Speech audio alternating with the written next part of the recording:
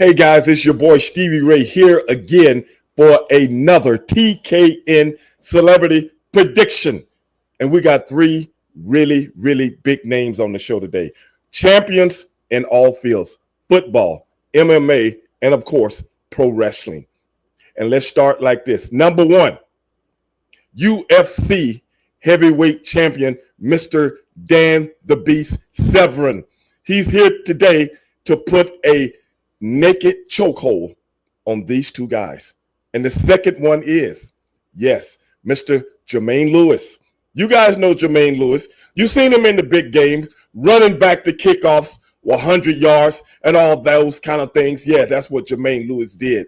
He actually even played right here in my hometown, Houston, Texas. Yeah, Jermaine is here. Third, last but not least, WWE heavyweight champion. But guess what, guys? I can't even tell you who he is, but I know who he is. But I've been informed not to tell you because I don't want to get in trouble with the boss, Mr. Avi. So, with all that being said, who you got? Who you got? I got my prediction, but I'll leave it to the end. But right now, it's showtime. And for those guys, see ya. Whoa. Hold on a second, Stevie. Hold on a second, Stevie. Wait a minute. Guys. Hold on a second, guys and gals. Yeah? Stevie Ray over here, and pals, by the way. Stevie Ray over here gives us great predictions every Saturday. He just gave us some predictions. And I'll tell you something right now, guys and gals and pals. It's Saturday night, which means it's a party. I associate the word party. Hold on. I associate the word party with sports. I associate the word party with dancing. And I associate the word party, and we might embarrass ourselves with singing. So in a 1, a 2, a 1, 2, 3, happy birthday to you. Everybody in the comments. Happy birthday Happy birthday to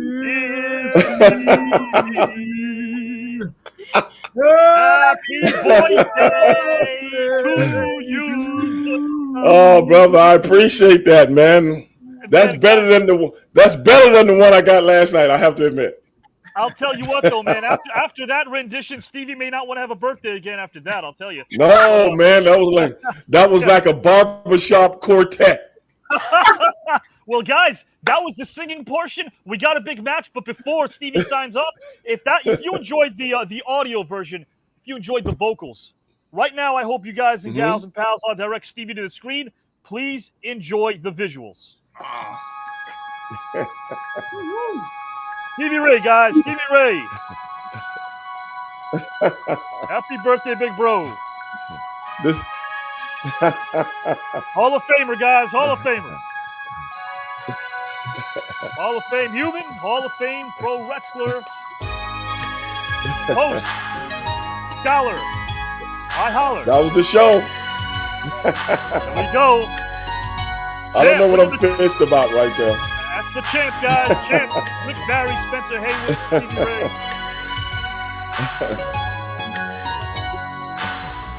Don't ask me what night that was. WrestleCon. Oh, yeah. Great solo United. My boy. You and I. Yes, sir. Late John. Me and my boy John, God rest his soul, man. That's right. Legend right here. Hirsch. Family, my man. daughter.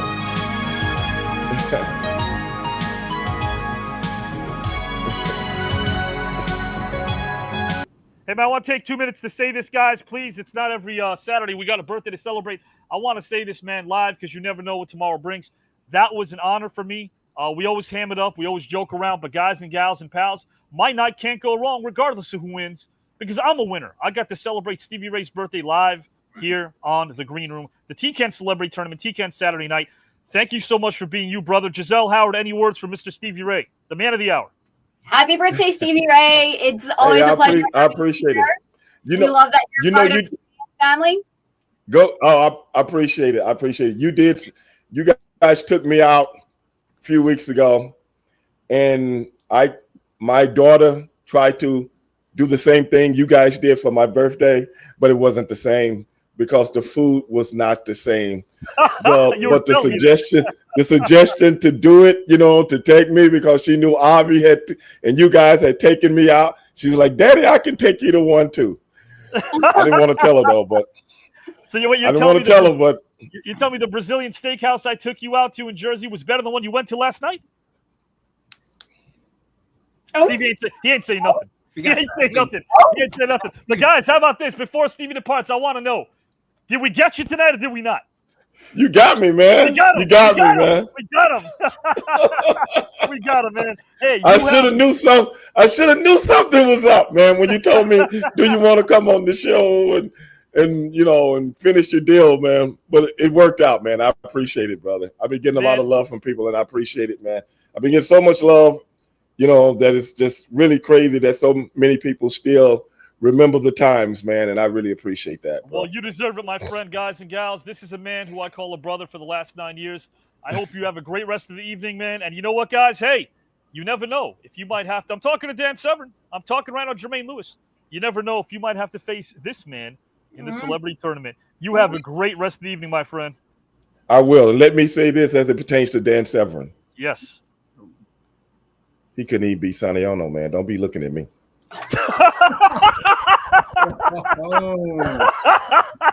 Shots fired. You have a great evening, my friend. But hey, he did. Last time we got together, he was introducing me into some products, some supplements that would help my body healing. So me and Dan still got to talk. We still got to talk. The question is, if he gets a rematch with Sonny, will those supplements helping against Mr. Ono? We'll see. Yes.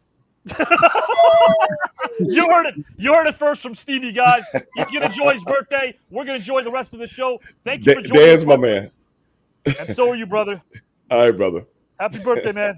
Thank you, man. Thank you, guys. Appreciate you. No problem. Guys, Stevie Ray is one hell of a human being. To know him is to appreciate him, and we appreciate all of you. The engine that makes this thing go.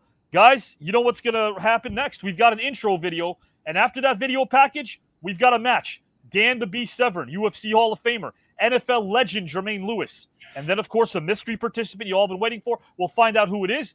Guys and gals and pals, you can win $250 if you predicted that person correctly in the comment section. In the meantime, enjoy the intro package. Leave your predictions. Get your friends and family to comment. Let's get six-figure views again and again and again. Giselle and Howard will be back in the second half of the show. We will see you. Comment, like, share, subscribe. And guys and pals, remember, TKN and Saturday nights belong to each other.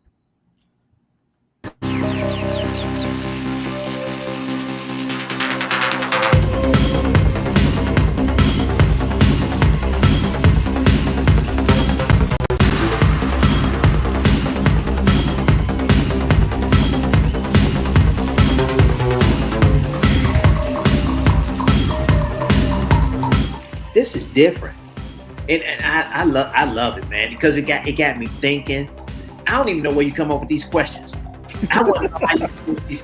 You're so innovative. I'm like, look, I mean, your mind is, like you say, you're a history teacher, and your mind is going all over the place. And it's also wonderful to hear people talk sanely to each other today.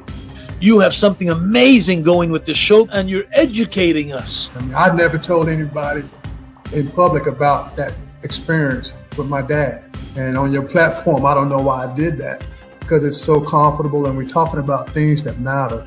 I love the little anecdote of comedy with your would you pay for it? Would you not? I love that. I love how you added that in. We want to know each other. We want to know people's stories. That's what TKN does. First name Michaela, last name Skinner. Welcome, my friend, to round 2 of the tournament. Thank you. I'm so excited to be here. I was so excited to come on here. Last name Ferrigno, first name Lou. Lou, welcome, my friend. Thank you. That's the best introduction I've ever heard in my life. You know something? You need to quit the show and be my moderator. So put your hand together for a majestic, out of this world, one-of-a-kind human being. First name Vivica, last name Fox. Welcome, my friend. Whoa, that was an awesome introduction. Let me tell you that. I don't think I've ever had anyone read my resume with such flow. Avi is a poet, but he doesn't know it, but his feet show it. You're unbelievable. Last name Wilkins, first name Lenny. Lenny, welcome, my friend, to the celebrity tournament. Well, thank you for having me, and I'm excited about it. I'm looking forward to this. It should be fun. Damn, you said it just like I wrote it. I didn't know I was that famous. You gave me good eargasm tonight, man. I love your voice. I love the things that you talk about. Well, you're the best I've seen. You're the Michael Jordan or LeBron James, whoever you want to make the GOAT. This is why your audiences love you. This is why you continue to great guests, and great guests beget great guests. One of my friends was share about the Tip O'Neill, the Speaker of the House, and what a smooth voice he had. Your voice and the way you project everything and share with your heart and soul. You got an incredible gift. I just want to do this again and again. I feel like I've made friends. And again, I've taken the competition part of it out because I've just enjoyed talking to you guys tonight. Oh man, most definitely. This is, I think my top. I think because the intro you gave me, I gotta give it to you. I like. You deserve it. It really, truly, kind of blows my mind every time when we can get this many people together, thinking, mind melding, positive. Yes. Not having to agree all the time with everything, but not getting ugly about it. And not, it's just, I feel like it's a microcosm of what it could be. Did you have a nice time tonight in the green room? I had a great time. I can't tell you how refreshing it is that somebody knows what they're doing. Let's give it up for the one and only, the charismatic Vincent Pastore. You're a poet and you don't know it. No. Or not podcast. I guess it's like we're just a show now. You're a show. You're a full-blown show. I can count my friends on one hand. Well, wait, on one finger. You. Oh, man. Thank you so much, my friend. You are awesome. Don't even hang your hats on the past, because if you don't heal from what hurts you, you'll bleed on people that never even cut you to begin with. It had nothing to do with your pain. All right. So, Tell him. you guys are bringing the best out of me. That is the truth, guys. Stars remind us of where we've been. They need not dictate where we're going. And I think in a way that kind of addresses this question. So in other words, I think it is almost inevitable that there's going to be pain, there's going to be scarring, there's going to be all kinds of this that's going to happen over the course of a life. Sit at the kitchen table looking out the window for quite a period of time while the food was getting prepared, and I wish I had took that time to sit down with her and ask her questions about her being a child, along with my aunts, my uncles, so I could not only be a blessing to her and know more and sympathize and love her more as a mother, but also to know more about myself and my sisters. This thing has drawn me out of myself and thereby drawn me into myself in some way. And I'm very grateful to you, Avi. I always learn something from you. Continue to work as hard as you can, because by working, Avi, you will keep yourself busy and get used to the grief. Another trio of questions, now more underrated. We have Billy D. Williams, Italian men named Skippy, or unicycle. I'm sorry, Italian men named Skippy. Put me away, Abby. Archie Bunker, the mountain climber. Ralph Cramden, the yoga instructor, or Don Corleone, the computer repair person.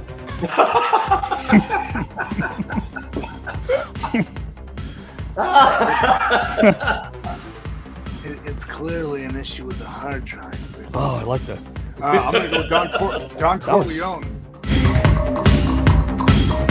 What I'm going for Christmas is it because it does create those amazing memories that I've, and Sarge, I know you've been there too, because I've seen you at so many different great events for Muscular Dystrophy Association. I'm probably the most competitive person with myself because as a bodybuilding champion, you compete with yourself. So Joe Reed, especially working with him, taking pictures in the magazine, helping me to shape my body, because if it wasn't for Joe, I would be not speaking to you today.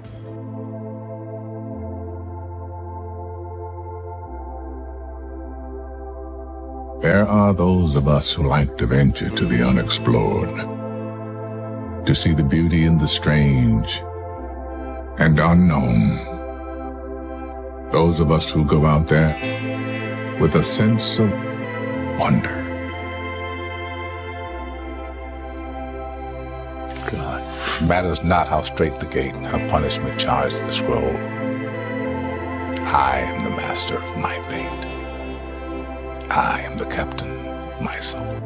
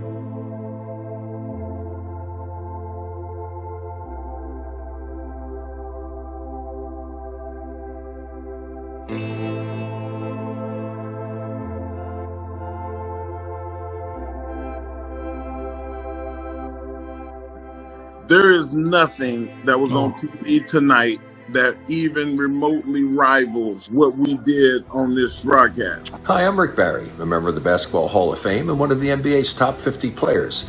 And I'm really excited to tell you about my new relationship in the broadcasting world with the new network. It's TKN, and a young man named Avi Klein has poured his blood, sweat, and tears into creating this new network and assembling an amazing group of individuals. Legends from every walk of life who are just bringing their knowledge and their experience and their wisdom, and this is amazing. I feel like this is a cosmic convergence of what is most important to him, and he's such a stand-up guy.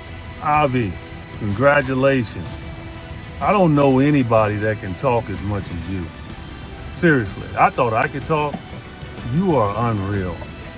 But you do it with class, understanding, professionalism. You're simply amazing. I told you that when I first met you, and you ran off my autobiography. It basically was a book. It was simply fantastic. And to think that you do that every show. It's very respectful, and he really connects with the artists and his audiences. And I felt like this guy's on to something, and I'm proud to be a part of this with him. And I really thank your support. I lost my father, and you were the first person to support me in all that, and I thank you so much for that. The greatest wealth is when you can share it with someone. You can share your victories, you can share your failure, you can express your deepest feelings, but the greatest wealth is to be able to say that I have a friend, and I feel an unbelievable level of wealth, and a lot of that is because I have somebody like you. You here to win the whole darn tournament? I don't play, I just win. Robert, would you like to win this entire tournament? You know, all those luminaries and athletes and strongmen notwithstanding, the most dangerous place on this show is between me and that prize. That's all I'm going to say. You're chomping at the bit to get in this thing. Oh yeah, man. I've been telling you, brother. You brought up some names to me, and I was like, I can't wait. I hope they don't see me. Are you here to win the entire thing, my friend? I'll just say this, Avi. Winner, chicken dinner. But are you here to win the entire celebrity tournament when it's all said and done? I saw a very familiar face, Mike Rotundo, better known as IRS, and he said that he was here for the winner, chicken dinner, and I want to take away that chicken dinner. So yes, I want to win this whole shebang. And talent. Last name Smith, first name Joe. Joe Smith, welcome, my friend. Oh my God, Avi. Where did you get all of that from? Oh my God.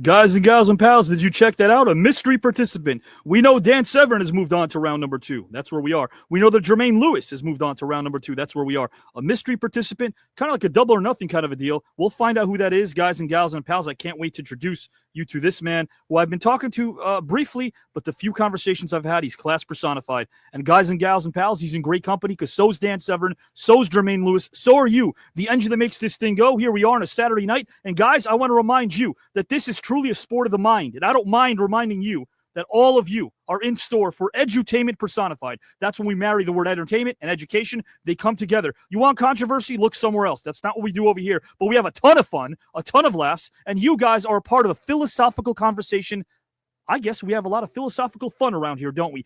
4.95 million views. Guys and gals, right now, thank you to our sponsor, Progresso Soup. Thank you to the streaming service that believes in us.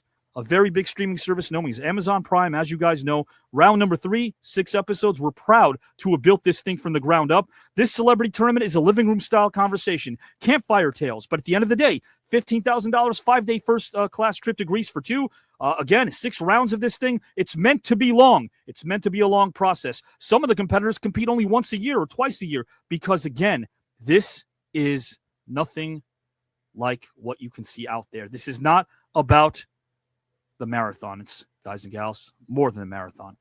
We sit down during this marathon. We sit, we chop it up. But at the end of the day, nobody's in a rush to get to the finish line. But one person will win this thing. Treat this like a television series, the old traditional way. I've been in this business for 23 years as a writer and producer, and I can tell you, it takes about 10 months for one season to start and premiere, and then obviously the finale comes about 10 months later. That's what round 2 has been like, guys. It's been about 9 or 10 months. We're at the final lap of this second round. So I cannot wait for round 3 to come. Guys and gals and pals, thank you again for your participation. Enough for me. Right now, I want to bring in each luminary one at a time. Guys and gals and pals, let's start with Mr. Jermaine Lewis. The bard Mr. Shakespeare said, "This above all, to thine own self be true." What a concept giving is. Can you imagine being surrounded by people that give and radiate truth and love and authenticity? Well, guys, our first participant this evening thrives because he radiates the type of energy that is conducive to success. His stars are aligned not solely due to his unbelievable resume, but much in large part to his outlook. His level of authenticity is not only refreshing, but greatly appreciated. Guys and gals, he was raised in Prince George's County, Maryland, and soon he would begin his professional journey. That's where the path of football and competitive sports started. It wasn't always easy. Life taught him to be tough, and it taught him that he has to earn stuff in an impromptu world that comes at you off the cuff. This was years before he wowed us with his excellence on the gridiron, as fierce as a shark and as smooth as Tony Stark. His legion of fans were like kids in a candy store enjoying a bar named Clark. He has one older sister, Angela, and one younger brother, Dwayne, and as a child, and he was good at a lot of things. Years later, he'd be responsible for the Baltimore Ravens wearing their Super Bowl champion rings. One skill that's really stood out was his speed. People saw him and they would say he was born to run. Such a passion dates back to our childhood, whether it's football or rhyming, which I love doing just for fun. Truth be told, my old school rhymes were quite bold because creativity is something you should never shackle. Another thing, guys and gals, that you wouldn't want, attempting to take this man down. He was allergic to a tackle because his passion was like a valley-starving jackal, attending Eleanor Roosevelt High School, where he was a 2-time MVP as a running back, while also setting a national high school record in the 200-meter in 1992. His talent grew and grew, and his career in the NFL was true. If you tried defending him, you'd be like a jack in the nest going cuckoo, but through and through, he knew what he wanted. So when Maryland recruited him and said that he wanted you, that was all, guys and gals, that he had to do to deliver a big yup. I'll be honored to be a terrapin. Anything else would be a sin. He'd be playing high school, guys and gals, with Mansell Johnson. So with all that, he wouldn't ever give up. Who wouldn't nod their head at the idea of putting on the Maryland Terrapin Red? In college, the house of knowledge, he ran track on the gridiron. He set records, guys and gals and pals, including over 190 receptions. And soon Baltimore got a new NFL team, which drafted him. I'm speaking of the Ravens. He did it all as a wide receiver, punt returner, and kick returner. He was also the first Ravens player officially to touch the football. guys and gals, it is on display on the Ravens headquarters in Maryland as it shines brightly in a star-studded hall. For anyone experiencing hardships or dealing with unwanted strife, this man was responsible for providing one of the most greatest professional moments of anyone's sports watching life. All of our lives, guys and gals, we see a moment that hasn't happened yet. We bid our time, we work our asses off, and we yearn to learn so that we can excel in our role. Well, how about this legend, what he did when he scored an 84-yard touchdown and helped the Ravens win the almighty Super Bowl? You couldn't take your eyes off him like a crocodile doing his thing in the Everglades. It's now time for me to list his vast array of accolades. He's a Super Bowl champion, guys and gals, and also a two-time member of the Pro Bowl from 98 and 2001 as well. He's a first-team All-Pro, a second-team All-Pro, a three-time AFC Special Teams Player of the Week, a two-time AFC Special Teams Player of the Month. He holds the Baltimore Ravens NFL franchise records for most career punt yards, most career punt return touchdowns, most career punt returns, most career all-purpose yards, most career kickoff returns. He's in the Maryland Athletic Hall of Fame. Never mess with his game because he'll put you in your lane. You guys and gals, he launched a foundation and he helps students who are dealing with pain. As a Giants fan, his limitless talented skill made me go insane. Like Cypress Hill complaining about the membrane, he reminds us that we won't do it. Guys and gals, all we have to do is gain. So put your hands together for a warm, humble, talented human being. Last name Lewis. First name Jermaine. Welcome to round two, my friend. Oh, thanks for having me once again. I appreciate the introduction. You know, once again, it brings back memories. Sure. My adrenaline's getting up right now for my opponent. Watch out. Man, oh man, I'll tell you what, man, I love reading those records. What else I love reading about is how much you do for the kids, man. When did you start realizing that when the game was over, the lights are off, a lot of people in our circles always say, man, you know what, when my career is over, there's another purpose that I have. But you knew what your purpose was even when you were playing. You knew how important it was to give back. Is that something that you've had since you were a youngster, Jermaine? Yeah, so at the end of my career, I wanted to actually coach. You know, I got a little sidetracked from it. Then I got back into it. You know, I have 4 boys, so, you know, I got back into coaching and making sure they do, and then just everything just start falling in place. I feel like it's kind of easy to me, so I want to just give back. You know, some of the tips that I can give out are just quick like that can change their lives, really. I love that. And, you know, you've been through so much adversity in your life, and I remember you telling us in the first round of your match with the artist formerly known as Kelly and the great Riddick Bowe, it made you stronger. But a lot of our viewers also who were commenting said, you know what? I love getting to know the person behind the persona. They felt that you were so relatable to them. I really want to thank you for your humility, my friend. It stands out. It really does. Yeah, I know. I think I'm humble to a fault. You know, that's really what my father always says. Yeah, but like I said, you know, I've been fast, born to run. So when I was 6 or 7 years old, I was scoring like 4 or 5 touchdowns a game. And game, like sweet feet. But my father, as soon as we get in the car, he's like, I seen that block you missed. I'm like, not the other thing, not the other great things, just the block you missed. Yeah, he seen the block I missed. So that really kind of made me humble. And then, you know, I kept doing well. So after a while, it takes some huge games to really get me excited to be talking trash. So when I'm coaching, I'm like, if you just score 1 touchdown, man, sit down. You stop. Think about your second touchdown, man. One you get lucky doing that. That's just 1 touchdown. I mean, you have to score 5 and still hear it from Pop. But I guess that's how Pops are. I always feel like when dads become dads, they go to sleep and somebody puts a microchip in their brain and they get these dad-isms. Like, for instance, they know when you're messing with the heat. They know. Right. They could be sleeping at 2 a.m., but they know when you're messing with the heat. Also, so how about this as a dad? I think how about dad sounds, right? Remember we used to laugh when we were kids? We'd laugh at our dads for when they get up off the recliner chair, the dad sounds. Are you guilty of the dad sounds? I was like, is that a form of humans reaching out? Because I'm making noises when nobody's around. I'm like, there's nobody here to help you. So why are you... But man, oh man, you're a legend of a human being and a legendary athlete. I got to ask you the magic question. We got a lot more to go, a lot of rounds to go. But again, elimination style tournament. This is a place where strangers leave as friends, no doubt about that. But at the end of the day, $15 grand, 5-day, 5-night, first-class trip to Greece for 2. Would you like to win it all, my friend? Oh yes, definitely. Look, somebody got to be number 1. That's my motto. So I'm gonna take that towards this game and try to come out on top. I love that, my friend. I'll put you backstage and bring you right back. All right, thank you. Guys and gals, the great Jermaine Lewis is with us here in round number 2. I want to bring in our mystery participant. It's his first time being in this virtual arena, in this virtual sphere with us, and we want to welcome him. Guys, I know some of you are probably predicting. I've given you hints about who this might be. So in the comment section, let us know who you think this might be, guys and gals and pals.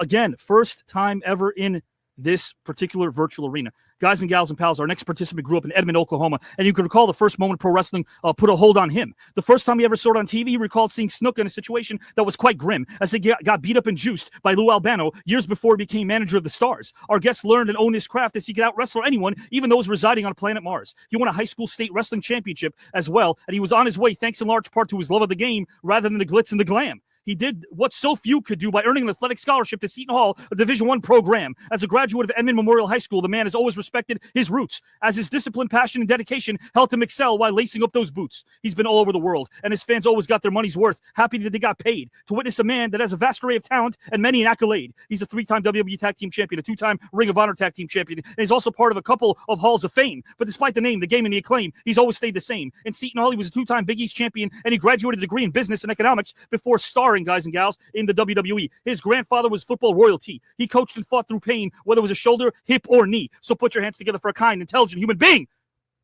Last name Haas, first name Charlie. Welcome, my friend, to the celebrity tournament. All right. Thank you. You know, I've had a lot of great ring announcers all over the world, whether they're Hispanic, Japanese, Italian, American, and by far you blew them all away. So thank you very much for that. Very, very much for that great introduction. You deserve it, man. And I got to say, it's so easy introducing you and some of the talent here because you guys have done so much. So in terms of the resume itself, I could have kept going on, but, you know, we don't want to make it a 4-hour show because you've done so much, brother. And I say that to you with respect because, you know, I guess it's an instinct. I don't think it really depends on where you were raised geographically, but people say, oh, the New York instinct, whatever that is. I think I got it from my dad. I mean, I could sort of, without judging people, tell who brings it real, and you bring it real, man. Like the first time we talked, I loved your tone. I loved your honesty. I just love how you respect people. Was that something you had since you were a child? You know, my mom and dad, they really, preached religion. We were a faith-based family. Sure. And, yes sir, no sir. My dad was in the military, went on, he was federal agent for the Secret Service and Homeland Security. So, I mean, it was always, always respect your peers, respect those that what they've done before you and paved the way for you. And, and learn to, keep your mouth shut, ears open, learn something. And then when you do, be able to, absorb whatever you want, take that, add that to your lifestyle, and then lead by example, and hopefully that you can pass that down to your children or, other kids that are watching, because you never know who's watching. Everyone's watching, especially when you're in when we are in the positions that we're in, and whether we're role models or we're just characters on TV, someone's always watching. So you always want to give the best version of you. Yeah, well, I think you do that because I like having you and Dan and Jermaine together because you guys are winners, but you win with class. And there's something to be said about that, especially in 2025, where we could all use a little bit of class in our lives. And I think you guys are class personified. There's no doubt about that. I got to tell you this real quick. The best thing I ever did as a youngster 23 years ago was I had a brief cup of coffee in pro wrestling. And I say that because I was bodybuilding, didn't know anything about pro wrestling. And a guy named, I don't know if you remember Dennis Carluzzo, but he was a promoter at NWA New Jersey. And he kind of discovered me and he put me up with a guy, great guy. He's passed on, named Ted Petty. He wrestled as Rocco Rock. And I know him as well too. Yeah. Oh my gosh. He was such a great guy.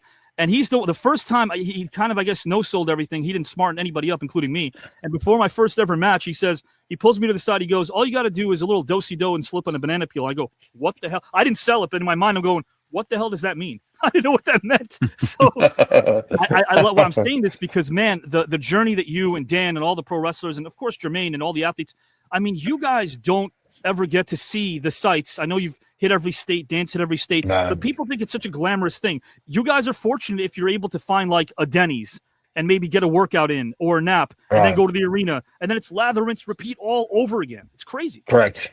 It's a 300-mile drive, 400-mile drive. We're learning to find the best Waffle House there is, learning how to eat clean at those Denny's or Waffle Houses, instead of asking them to steam the hash browns instead of frying, egg white omelets. So, like nutrition is such a thing. And like, how are you going to find that in places that are basically kind of run of the mill, but they're your only option? Right. Yeah, 100% right. 100% correct. Man, oh man, I got to tell you, go ahead, Charlie, please. No, I was gonna say no, but going to Seton Hall, I was able to. That's where I broke in and really cut my teeth on pro wrestling. I went to Iron Mike Sharp's School of Wrestling, which was in Asbury Park, New Jersey, and I encountered Dennis Carluzzo. I met him before my brother and I went off and signed with WWE. Dennis Carluzzo introduced us to Jim Kettner, who ran the ECWA, and Jim Kettner was the one that really polished us up and got us ready and introduced us to Kevin Kelly and Jerry Briscoe. So it's a small world, man. But I remember, I spent 5 years on the Indies, all up and down New Jersey, from all the way up from Maine all the way down to Philadelphia, Virginia. So my God, 5 years. I was in that one little year. I was like, who were the guys? Ace Darling was there. Devin Storm, Mike Bucci, Supernova, Rocco Dorsey. So and then some of the veterans were there, like King Kong Bundy was there, Snuka was there, a bunch of those guys. Bam Bam Bigelow, 911. A lot of. But I did you a favor, and I did the world a favor. I stopped wrestling. That's the favor I did the world. Believe me, I was awful. But I'll tell you what's not awful: the prospect of winning a tournament that's positive and stands for something, but also $15,000, 5-day, 5-night trip to Greece for 2. Charlie, would you like to win it all, my friend? I would love to win it all. That would be great. That $15,000 would go right towards my kids' college funds. So, that's really awesome. And then that vacation to Greece. Out of all the countries I've traveled all over with WWE, I've never went to Greece. So that would be a country. That's a country I've always been looking forward to visiting. So yes. Well, hey man, I wish you luck, my friend. I'll put you backstage and bring you right back. Yes, sir. Thank you.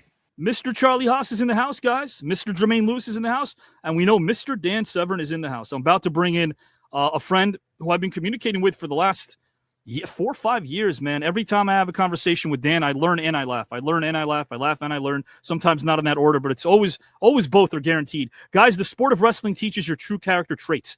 You see yourself for what you are. It teaches you that you get out of life and what you put into it. Are you going to just be a bench warmer on the seats, or are you going to be engaging in the game? Guys and gals and pals, the heights by great men reached and kept were not attained by sudden flight, but they, while their companions slept, were toiling upward in the night. Our third participant is a living legend, his class personified. He always had the passion, skill, and purpose, and would simply not be denied. He was born and raised in Central Michigan, living in both Montrose and Coldwater, years before owning the mats and wrestling rings. Second on the totem pole with 5 males and 3 males, he has 7 other siblings. He grew up on a farm, so he had the storybook upbringing and worked so hard before succeeding in a multitude of ventures. He'd hike half a mile to catch the school bus, no matter the extreme cold temperatures. And guys and gals and pals who were listening to his first round match prior to school, with a pail in hand, he'd milk Peggy, the milk cow. This early farm life, that responsibility bestowed upon him, is the safety net which drives him now. Nothing attracted him to amateur wrestling. He was actually a basketball player, but with every plan, oftentimes comes a wrench. Things would drastically change for him, guys and gals and pals, when he found himself spending more time on the bench. A big flu epidemic hit his junior high, and a couple of his buddies from the wrestling team approached him and asked him to fill in a weight class for them. Otherwise, the school would have had to forfeit and miss out on discovering this man who was quite the rare gem. A decision was made when it came to the 8th grade. He opted to wrestle rather than play basketball, much to his future opponent's chagrin, who certainly were worse for wear after facing him in a brawl. As a 3-time sport athlete in high school, he spent much of his time after school at track meets, football games, or wrestling tournaments, and sometimes he wouldn't make it home until midnight. If that weren't enough, he'd wake up early to attend to animals before even enjoying some breakfast, let alone a bite. He attended Montrose Hill McCloy High School, a small Class C athletic school with no more than 100 students in his graduating class. In addition to performing as a 5-star athlete, he maintained a 3.4 GPA throughout his schooling while still kicking some ass. After all, mental strength is just as important as physical acumen. That much is a fact. Did you guys know that one of my mentors, the late Carl Reiner, once made a pact? He told me some other writers that he would write our life story if we could do one thing: convince this next participant, Dan Severn, to involve us in a biopic of his, because his story is fit for a king. In 1971, he began teaching and coaching wrestling and would go on to win his first national championship in 1972. And through, his legend grew and grew. And if he wasn't on the card, it's clear the fans would boo and boo as he stomped his opponents before they even had a clue.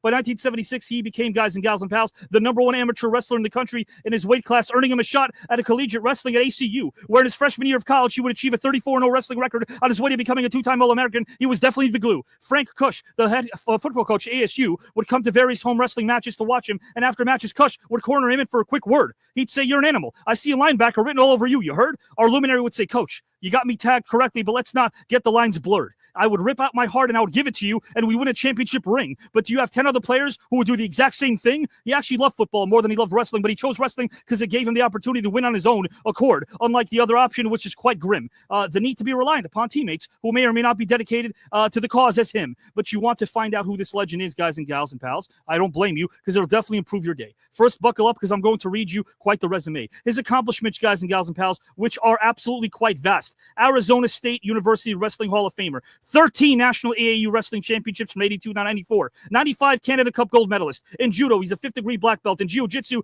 guys and gals and pals, a 2nd degree black belt. In the UFC 5 tournament champion, Ultimate 95 tournament championship, UFC Super Fight championship, one-time, guys and gals, UFC Hall of Famer, Pioneer Wing, class of 2005, UFC Viewer Choice Awards, first fighter to ever be awarded the UFC title belt, Triple Crown champion, guys and gals, undefeated in the Danger Zone single bout competition. He's in the Cauliflower Alley Club. He has the Lou Thez Award over there, the George Tragos Lou Thez Professional Wrestling Hall of Fame, the Frank Gotch Award, the George Tragos Award, NWA World Heavyweight Champion 2 times, NWA Hall of Fame. In the UFC, he has beaten legends such as Oleg Toktarov, Tank Abbott, Ken Shamrock, and more from Gladiator Dreams in his sleep, making all his opponents look like some pipsqueak. He wasn't superficial and didn't need a tan, as his prep was his plan. They know his name from Japan to the Sudan. There isn't a man he has outran, and he's overpowered even those with a 7-foot wingspan. So put your hands together for one of the greatest of all time, a multi-Hall of Famer, an authentic human being.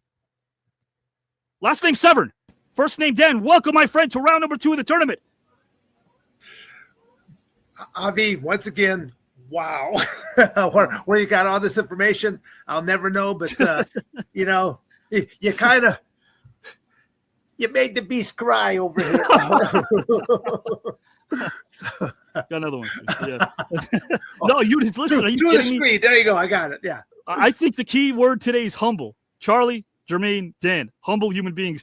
I mean, when you hear that resume, I know it's like kind of like an aw shucks thing, but man, oh man, did you roll up your sleeves. I know a lot of the viewers out there, it's no different than I guess basketball, football, UFC, screenwriting. We have to roll up our sleeves. We have to sweat. We have to be willing to do the work instead of looking at those neon lights that most people expect. You never looked at the neon lights. You did what you did because you were a winner and you had the work ethic and drive to succeed. Am I right, Dan? Oh, just by hearing the other two introductions and then getting a chance. I mean, we all come from that same kind of background where we made our own way in life. I mean, we had that great upbringing, and the foundation was laid there because mom and dad made certain that things were put into place.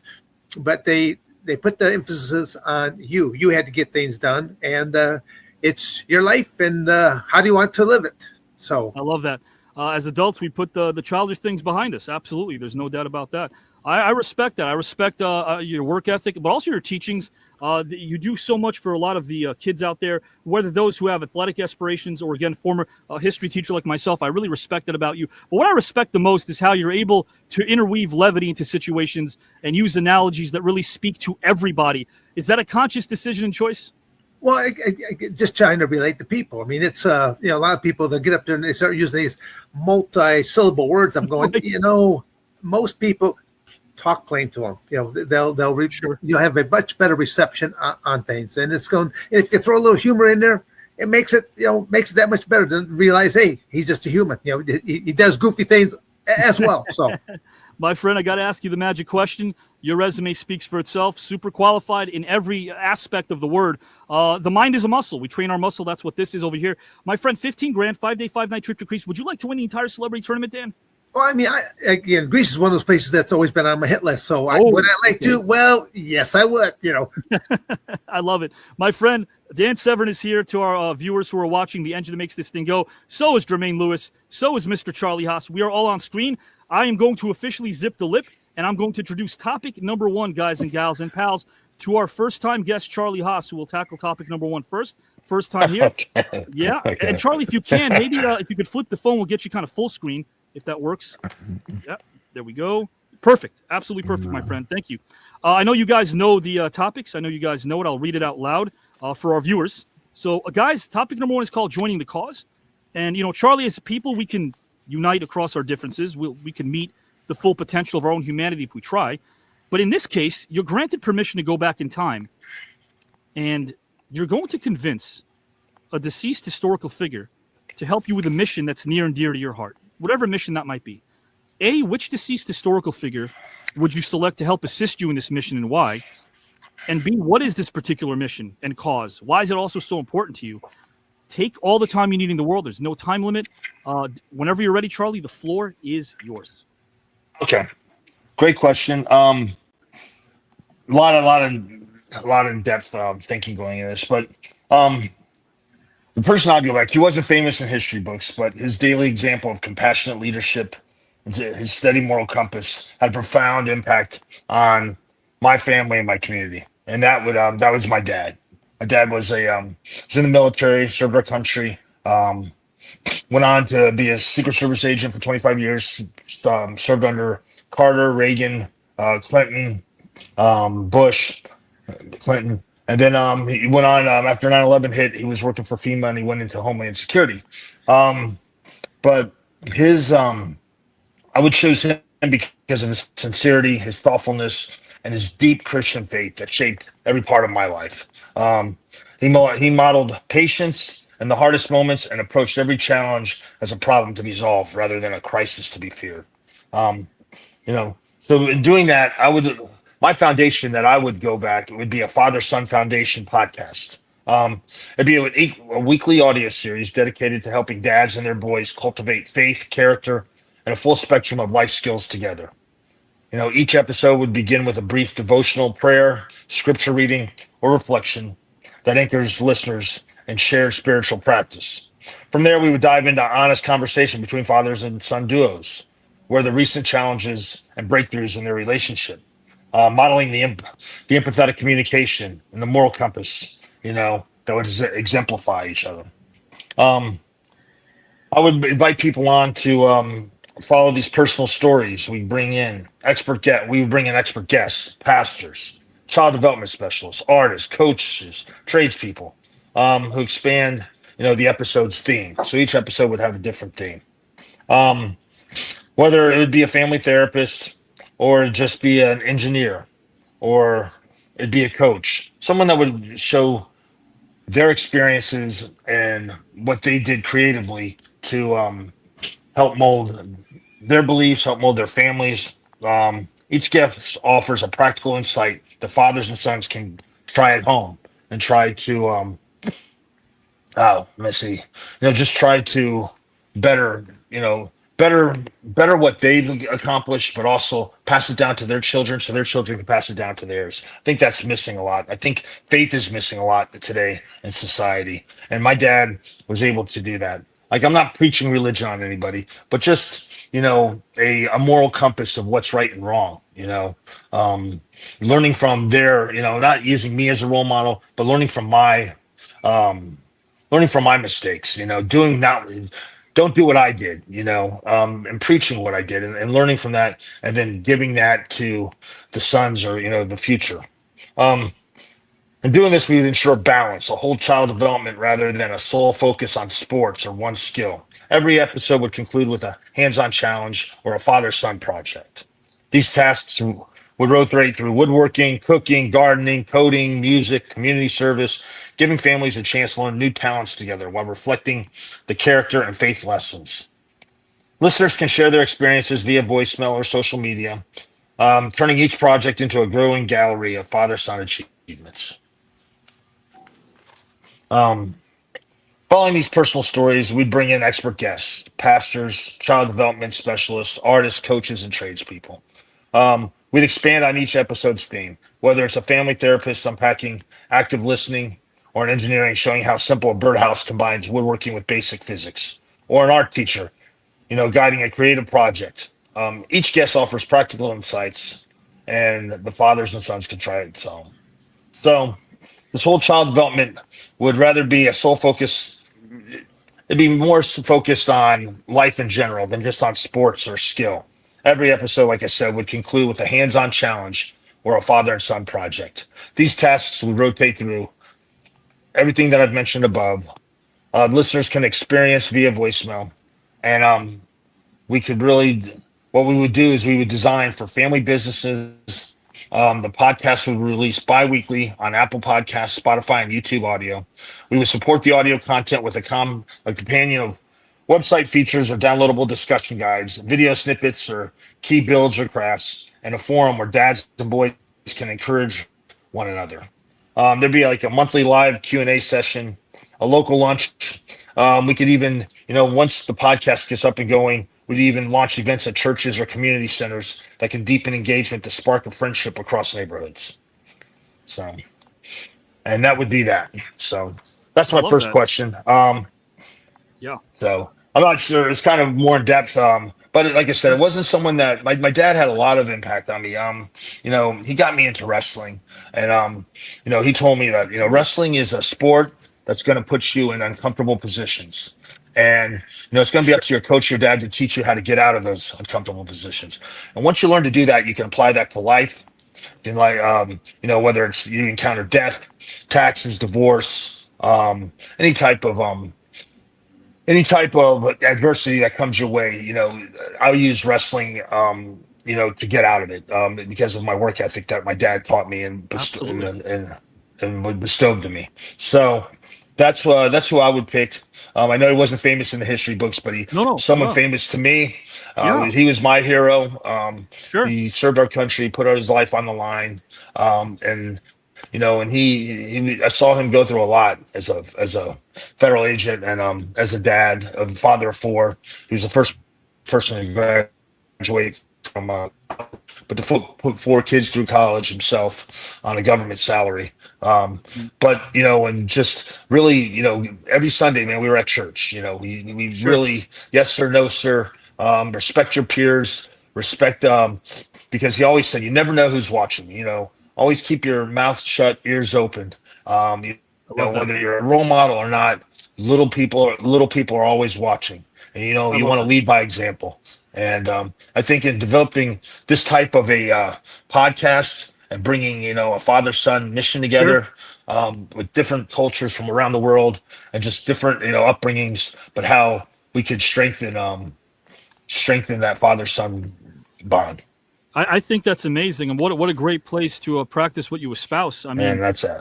my question for you though is, Charlie, is this? And by the way, your grandfather Hugh DeVore was an American football player and coach, so he has a great pedigree as well. And I bring that up because it's great that you're able in this scenario to interweave something you're passionate about, interweave that with something that can feasibly come to fruition. So my first question, before I kick it over to Mr. Jermaine Lewis with the same topic, is this something that you want to see come to fruition? Do you think you would involve yourself in something that you just mentioned right now? Is there a chance of this happening? I definitely do. So I live here in Fort Myers Beach, Florida, and I'm involved in the youth wrestling program and in my youth baseball. I believe that a lot of these kids they don't have they don't have a father figure at home. Some of them like I said, when I coach, one son said, one of the kids I coach, he's like, I don't have a dad at home. I have a grandfather, but you're the closest thing to a dad, like you really, so that really hit home. So yeah, this is something I would definitely want to see come to fruition. I believe that, consistency is a mark of a champion. If we're consistent in these kids' lives, they can be champions, I would agree. And I would agree with it's you. the little things. Little things make a big difference. It's another motto that I live by. The little things that we can interact with these kids or to teach them will make a big difference in their life. My grandfather, like you said, he coached, played under Newt Rockne at Notre Dame. He coached in the pros, the Eagles. He's a head coach for the Eagles and the Jets. But he was Irish Catholic, and it was a very, strict, upbringing. But every Monday or every day at 6 a.m, he was at church.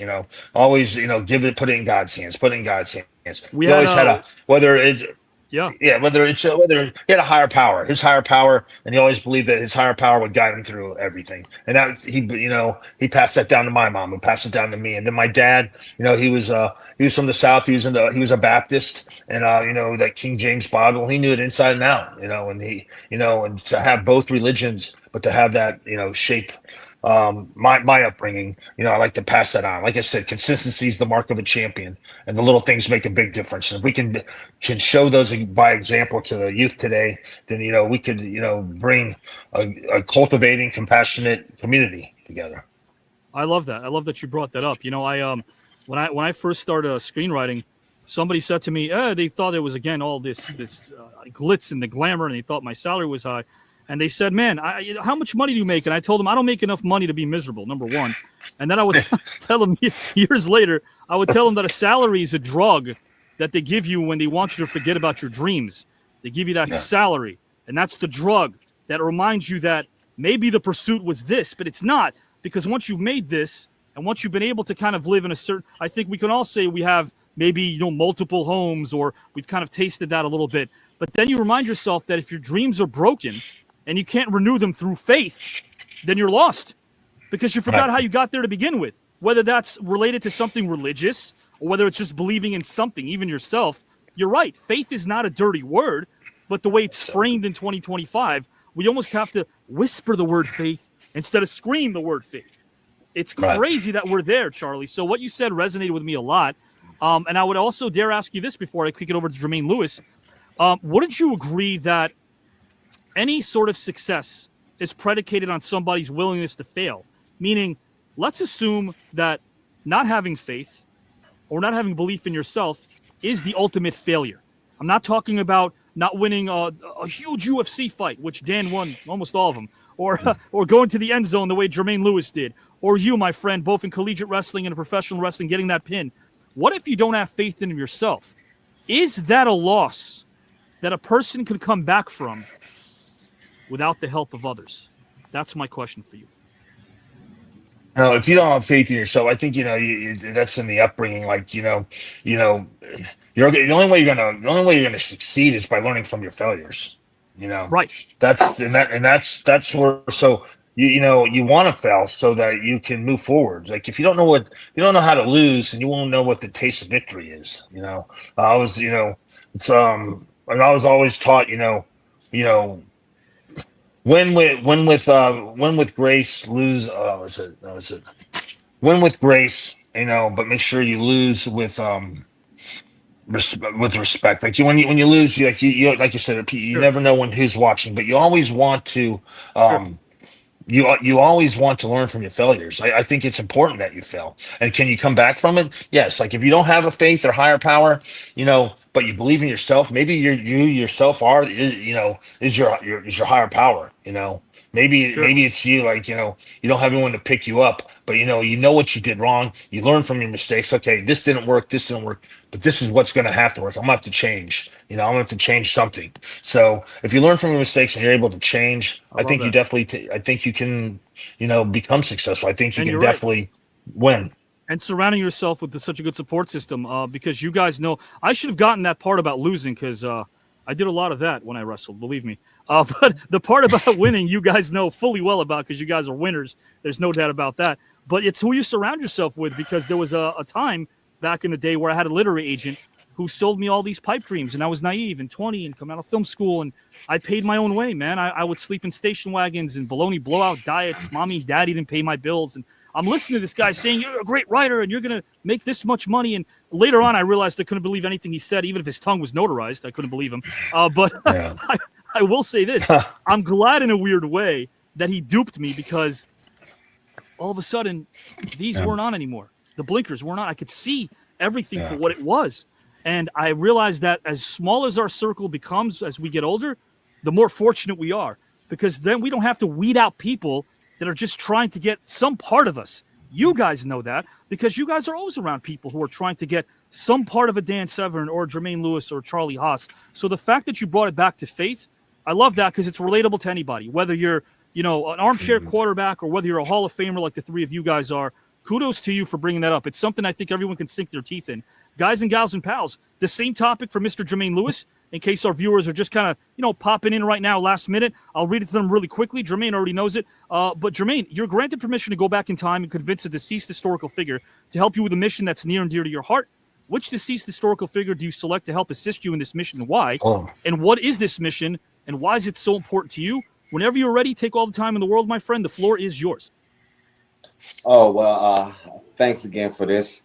And great answer, Charlie, by the way. He hit a lot of topics that, I was going to talk about, but I'm going to still continue to go ahead kind of along those lines. So I was thinking, I would bring back Martin Luther King because, he was a historical figure for Black people, and he also took a stance at a time when it was dangerous to do things like that for himself and his family. So now I would try to help me to get on this mission as far as the education system, as far as changing it to make it kind of like Charlie was saying, make it more life applicable. Things like taxes, paying your bills, getting home loans, you know, and other areas like working with 2x4, working with circular saws, building stuff. So these little things can help. You don't have to have a super fancy job making a lot of money if you're very resourceful yourself and you know how to make certain things. You wouldn't have to call on, you know, we have a pretty decent sized home. So when I was playing and something breaks, boom, I got to call somebody. They come out, they see what you're working with, and they'll up the figure on you because you just didn't know. And now I would like, they spending 8-7 hours in school. They could be learning some of this stuff in school instead of learning things that now are on their phone, on the chat GPT. All this stuff now, they can just look on their phone for certain answers.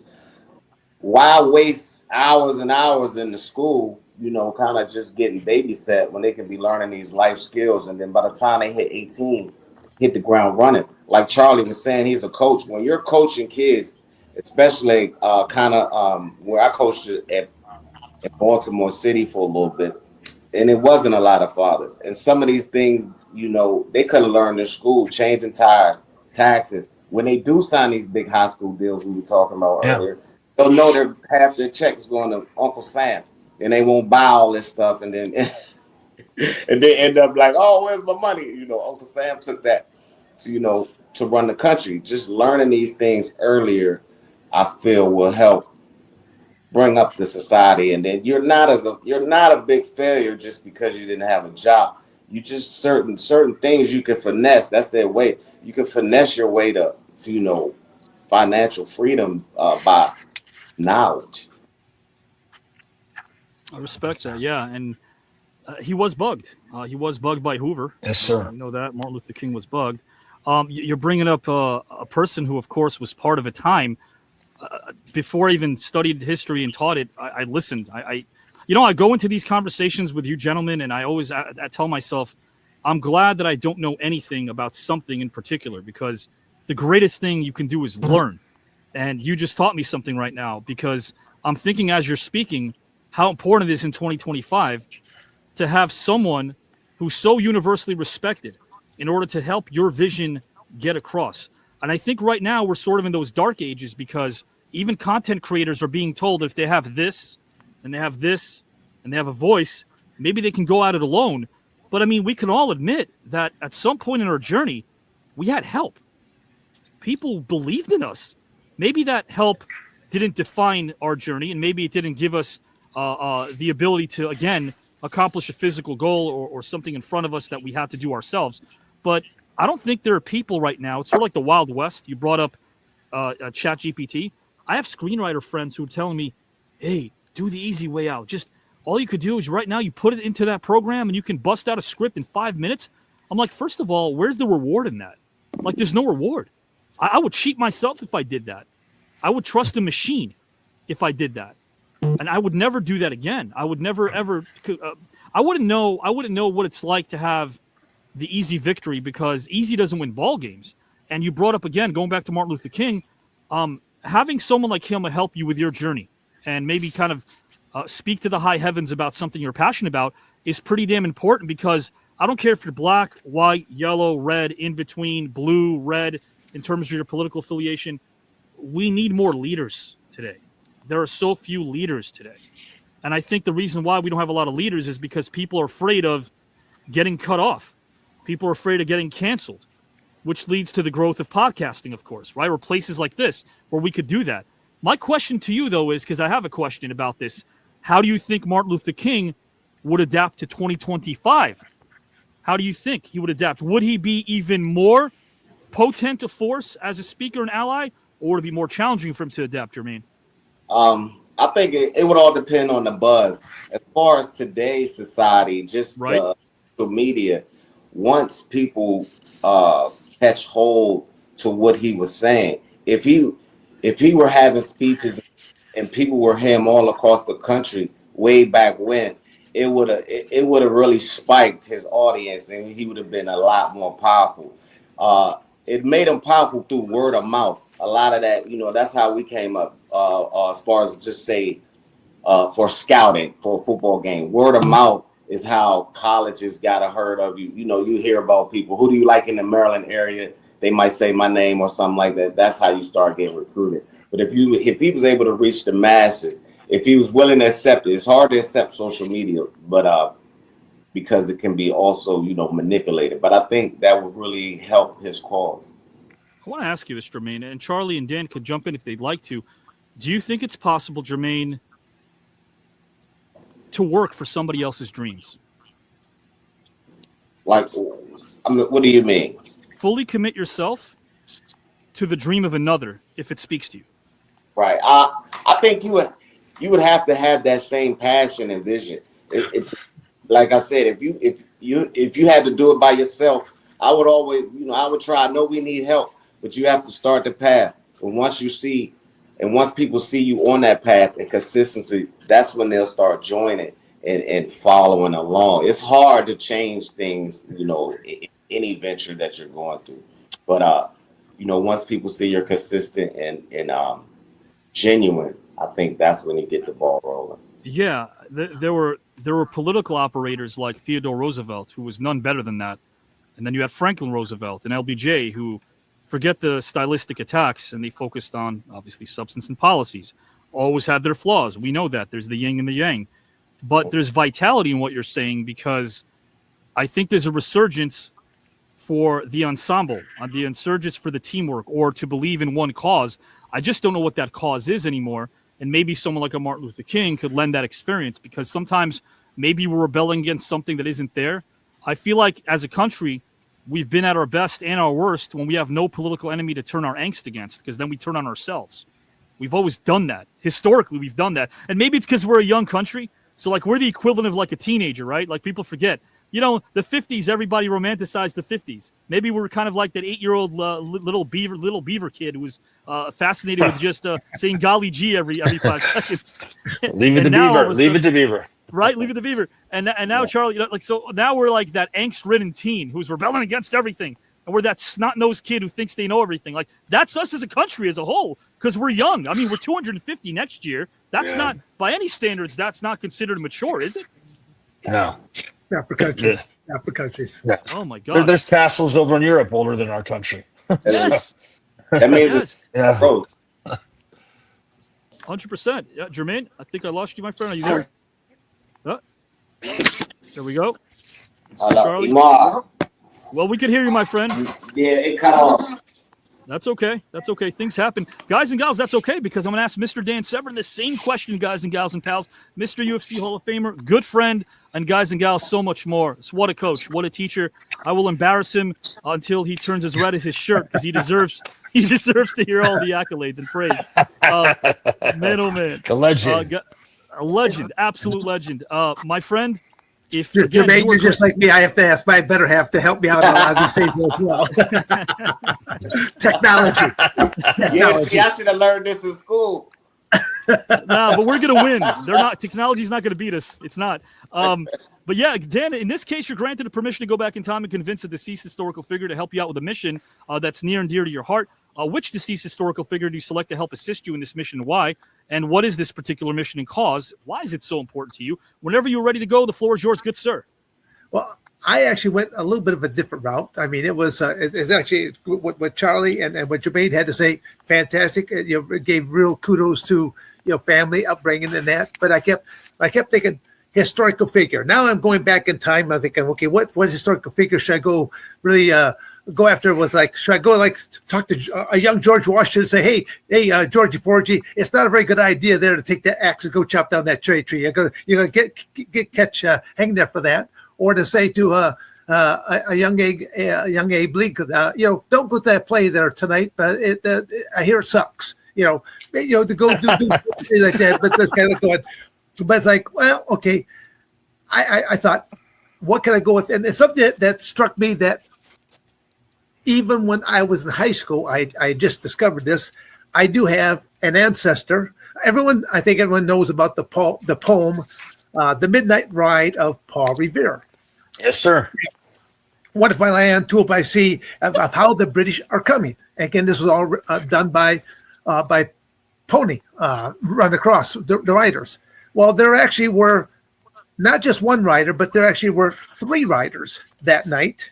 And this was something told to me, but even I was Googling it just to get some reconfirmations onto it, and actually came up, and I thought, wow, it's on Google right now, so it must be legit. I say that a little bit facetiously because don't ever believe everything that you read in Google there as well.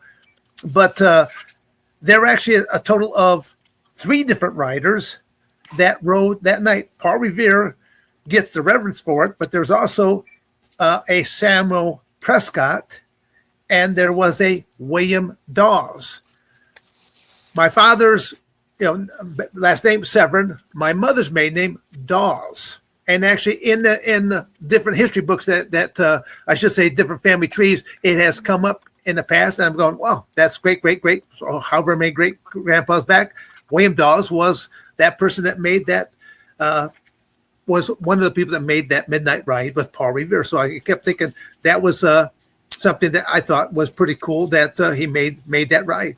So, but to say him not to do it, no, I would not do that. But it was kind of like going, my comedic line was zippy, just say to George Washington, maybe not chop that tree down, or to Abe Lincoln, maybe bypass that play that night because not that good from the outcomes. I love that, and he made it in the nick of time. That people don't know that he made Dawes, that is, that trip in the nick of time. It was kind of a last minute thing. I also want to bring this up because you brought that up. So my question is this: Do you think there's a way for us to go back to American history? And there's so much of it that's been, of course, brushed under the rug. So much of it that doesn't get brought up. Is there a way to go back to American history and not just get inspired by the history? Is there a way to challenge ourselves to better the history that came before us? Meaning, can we critique some of those mistakes that were made in the 18th century, 19th century, 20th century? Is there a way to do that without disrespecting our history, Dan?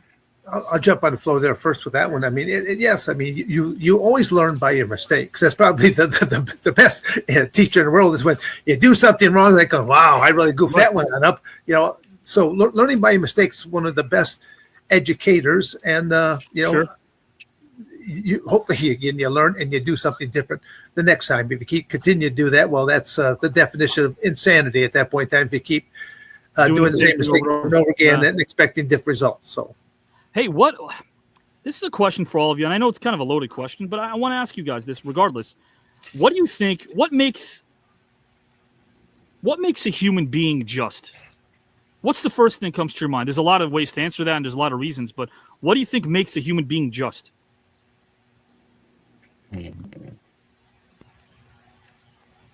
Oh man, I'm not sure. I think. Go ahead. Okay. No, I think what makes a human being just is his ability to adapt and to learn. If he acknowledges his mistakes and he sees the outcome, how it's hurt other people, how to go back to correct that and to how to make your next choice benefit others. How to help others. Sure. I think that's what makes a human being just. I also believe it's in the company you keep. You show me the company you keep, I'll show you the person you are. Yes, I agree with that. Yeah, so I believe that there's different ways to be just, whether it's a faith-based or if it's just a moral compass, or if it's a positive or a negative outcome.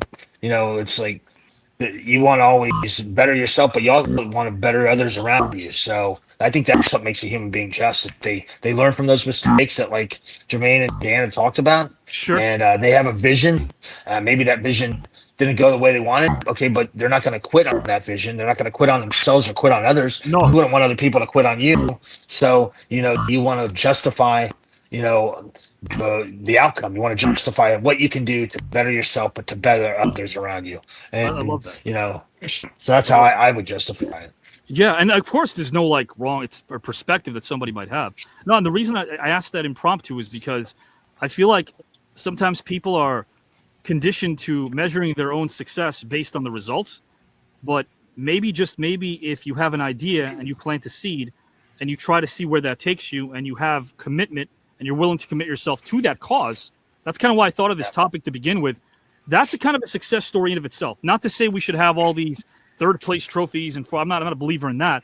But I feel like if you have a cause that doesn't see the light of day, I think it's just for a person to at least know that they might not have succeeded, not so much because of what they didn't do, but they may not have succeeded because they thought others would perhaps measure their own success based on their expectations. We always ask ourselves, what would our mother think or our father think? And God bless our mothers and fathers, right? But so much of that is inspiration in the hands of somebody else. They inspired us. We want to give it back. We want to succeed because of the reception or the ovation or the audience and the applause. But how just is it to have a one-track mind towards success, because the only person in the room physically that you want to impress is yourself? I think it's hard. It's not something you could always sink your teeth into, right? But when you're only measuring your success based on your own expectations, regardless of whether you succeed or don't, there isn't that sense of defeat because you let other people down, right? Correct, 100%. Did you guys agree to that? I just want to get your thoughts on that. I agree. I agree with that. And you brought up scripture. I wanted to bring that up as well because, okay, so I mean, scripture can function as an identity formation of who we are, right? Correct. But think about it. If our beliefs make us who we are, and we believe we can change over time, and we don't know how we did so, maybe, just maybe, there's something comforting knowing that we weren't the only ones involved in that. That there was some sort of higher power or some force of nature out there that was beyond our control. It always takes a superstitious person to believe in something before it happened, but it takes something supernatural to make somebody believe in something after it did, right?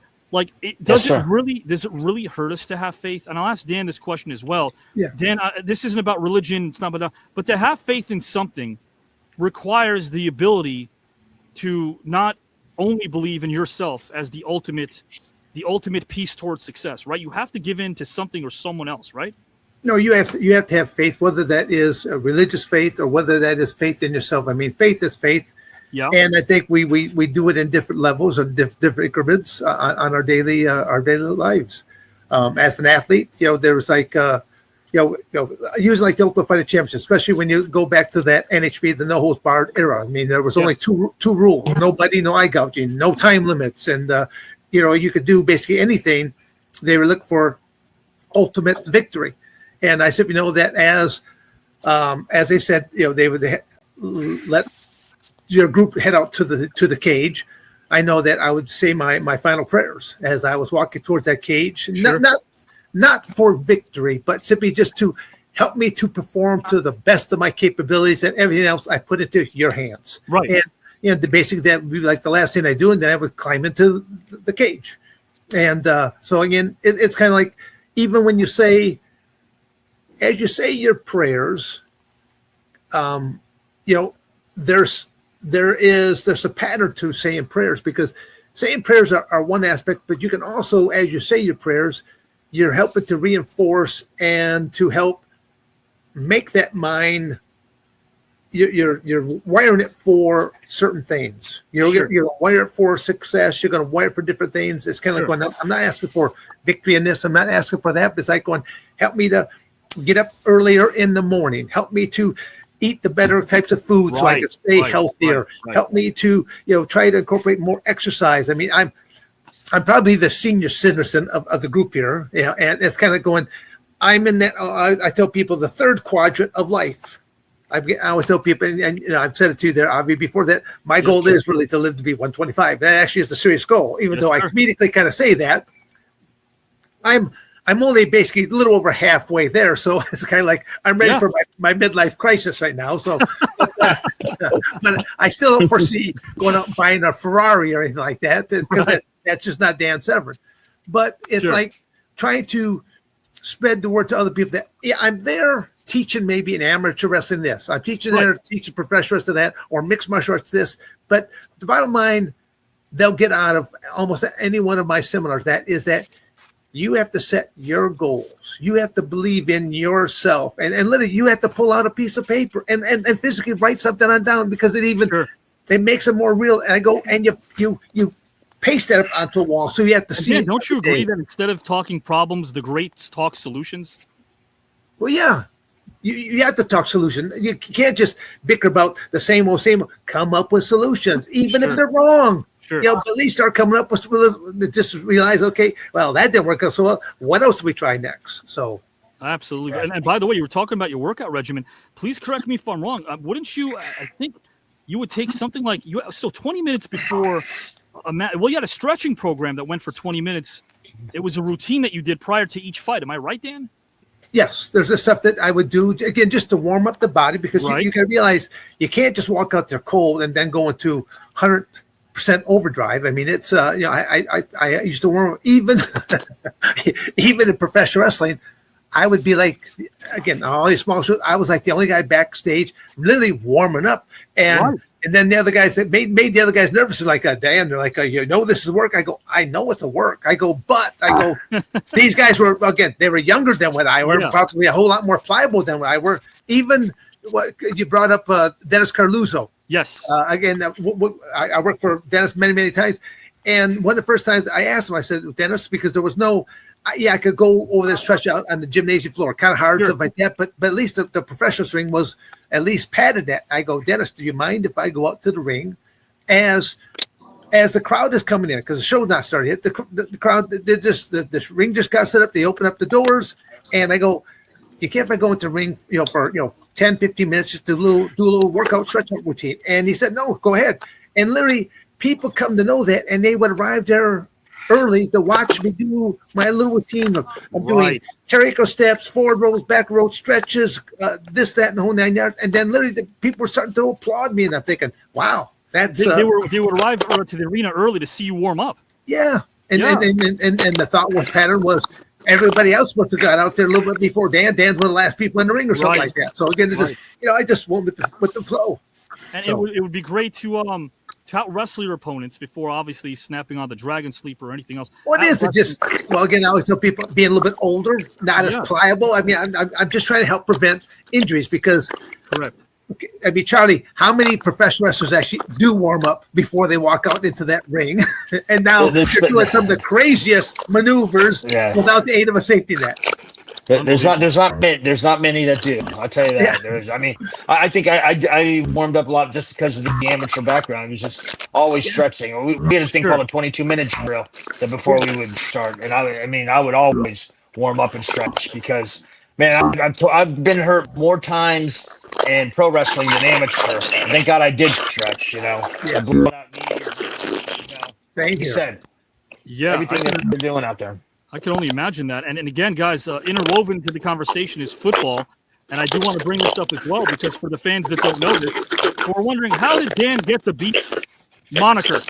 Mr. Jim Brown himself. Mr. Jim Brown essentially gave you that nickname, right? If I'm not mistaken.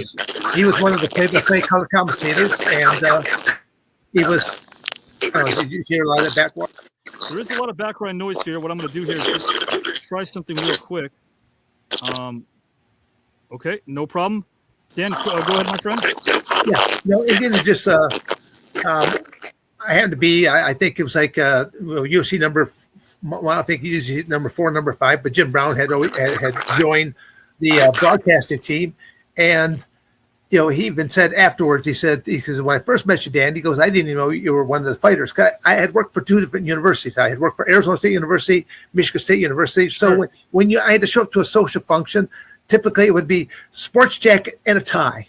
Okay, gotcha. I hated wearing a tie, and I'd wear my glasses because I could see up close, but I needed glasses for distance. Sure. So I look like someone's, I look like someone's agent is what I look like, and I had Al Snow, AKA Al Sarvin, with the Macca's head.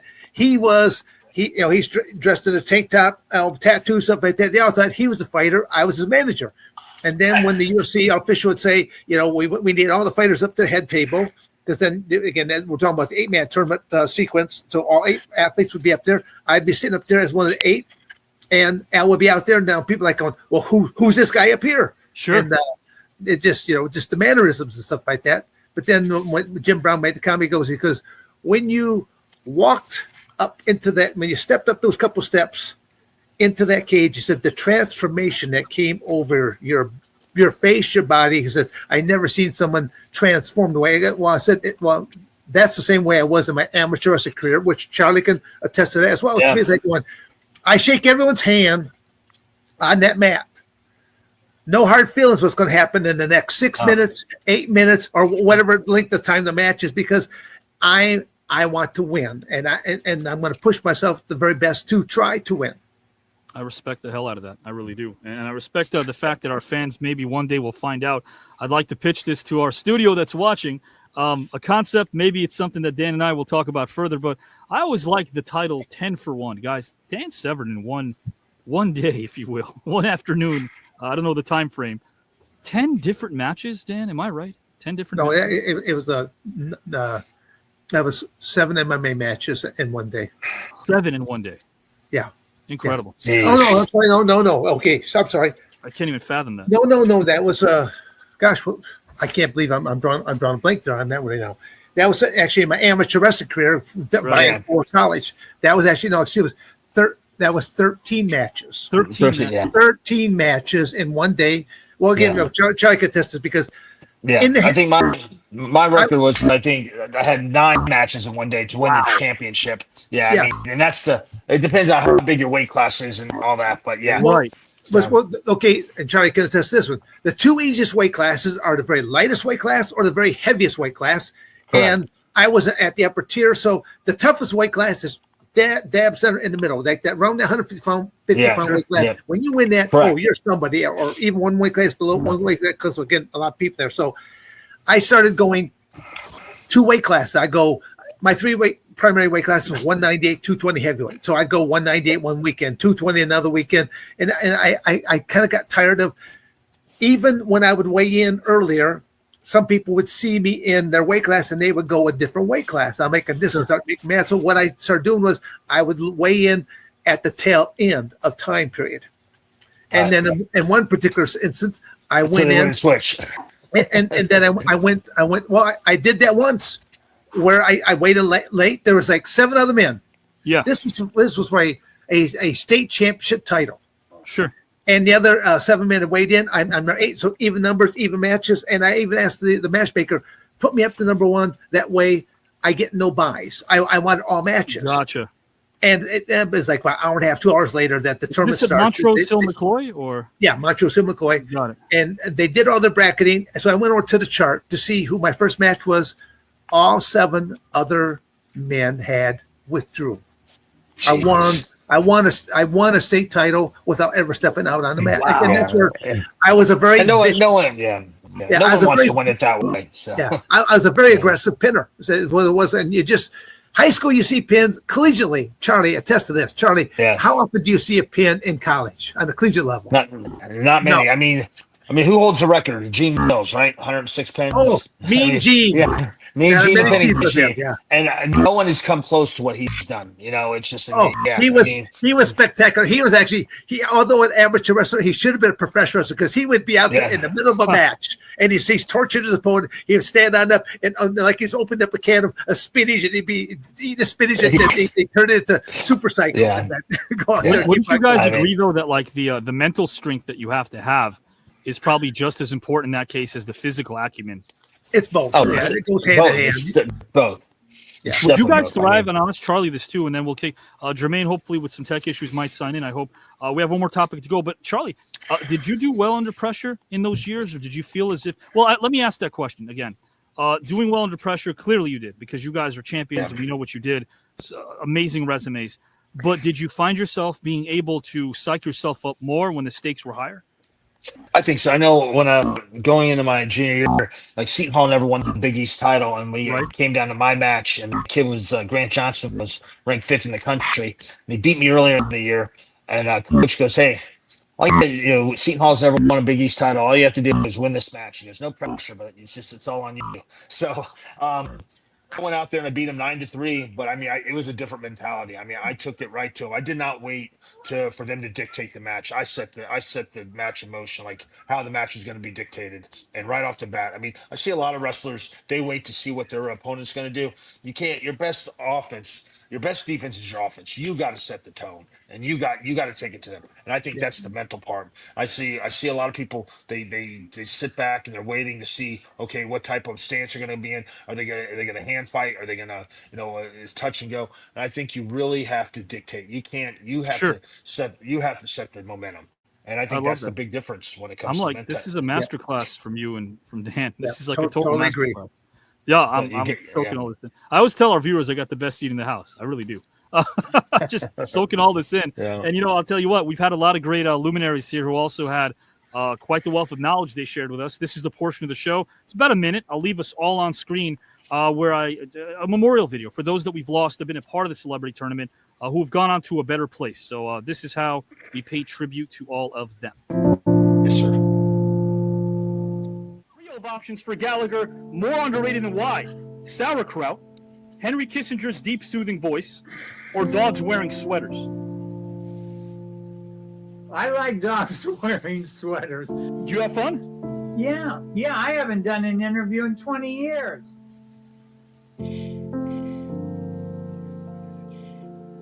Mr. Sizemore, first name Tom.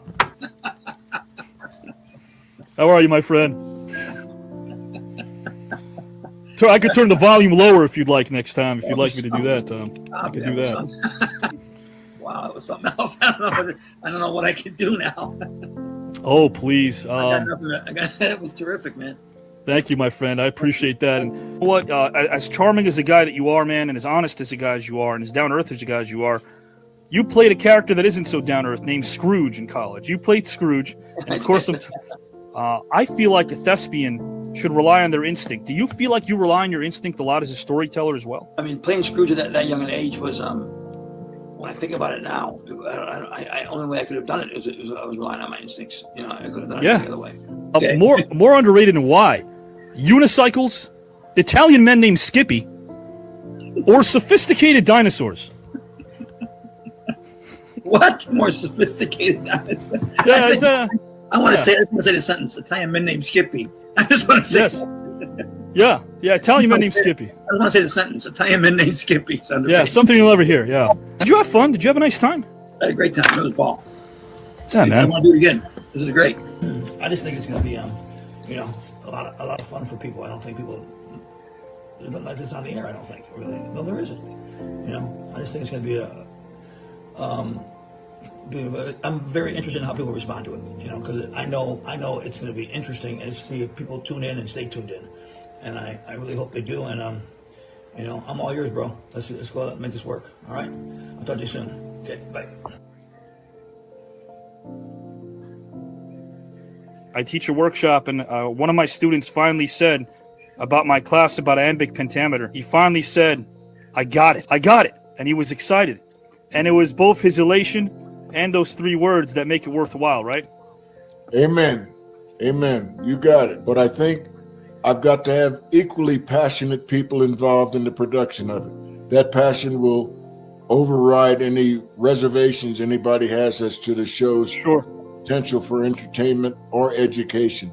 Did you feel as if transitioning to the stage and performing live theater was a natural fit for you? Yes, I did. I always felt very comfortable on stage. More so on stage than I did in film or television. So I'm looking forward to you, Avi, giving me your thoughts and your input, because as I told you, that piece that you sent me is, I love good writing, and I think that's been the secret of my career. And this is a beautiful piece of writing, as I said. I'm referring to the piece that you wrote me. You're onto something because you're a writer. You're a creative force, and I want to hook up. Thank you so much for those kind words, guys. Thank you for being you, my friend. I appreciate you and respect you wholeheartedly. And that goes double for me to you, Avi.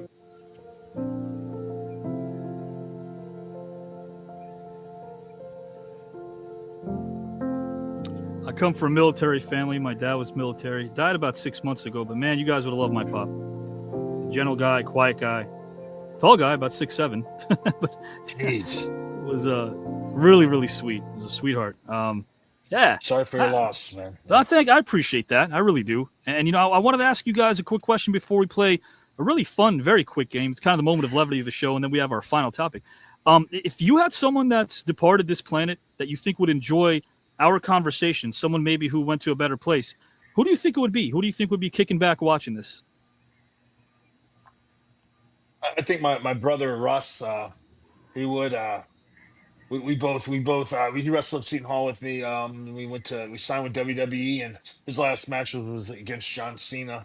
Went in to wake him up to go to the gym, and he died of a massive heart attack at the age of 27 on the couch. So, but he was the type that would just lay back, and you know, this is all before podcasts all took off, and the internet and all that. But I think this is something he would definitely be interested in. You know, he would definitely be back. So, and what a he was an All-American, right, Charlie? Yeah, sure. Wow, what incredible talent! Absolutely. Yeah. And, Dan, anybody you think?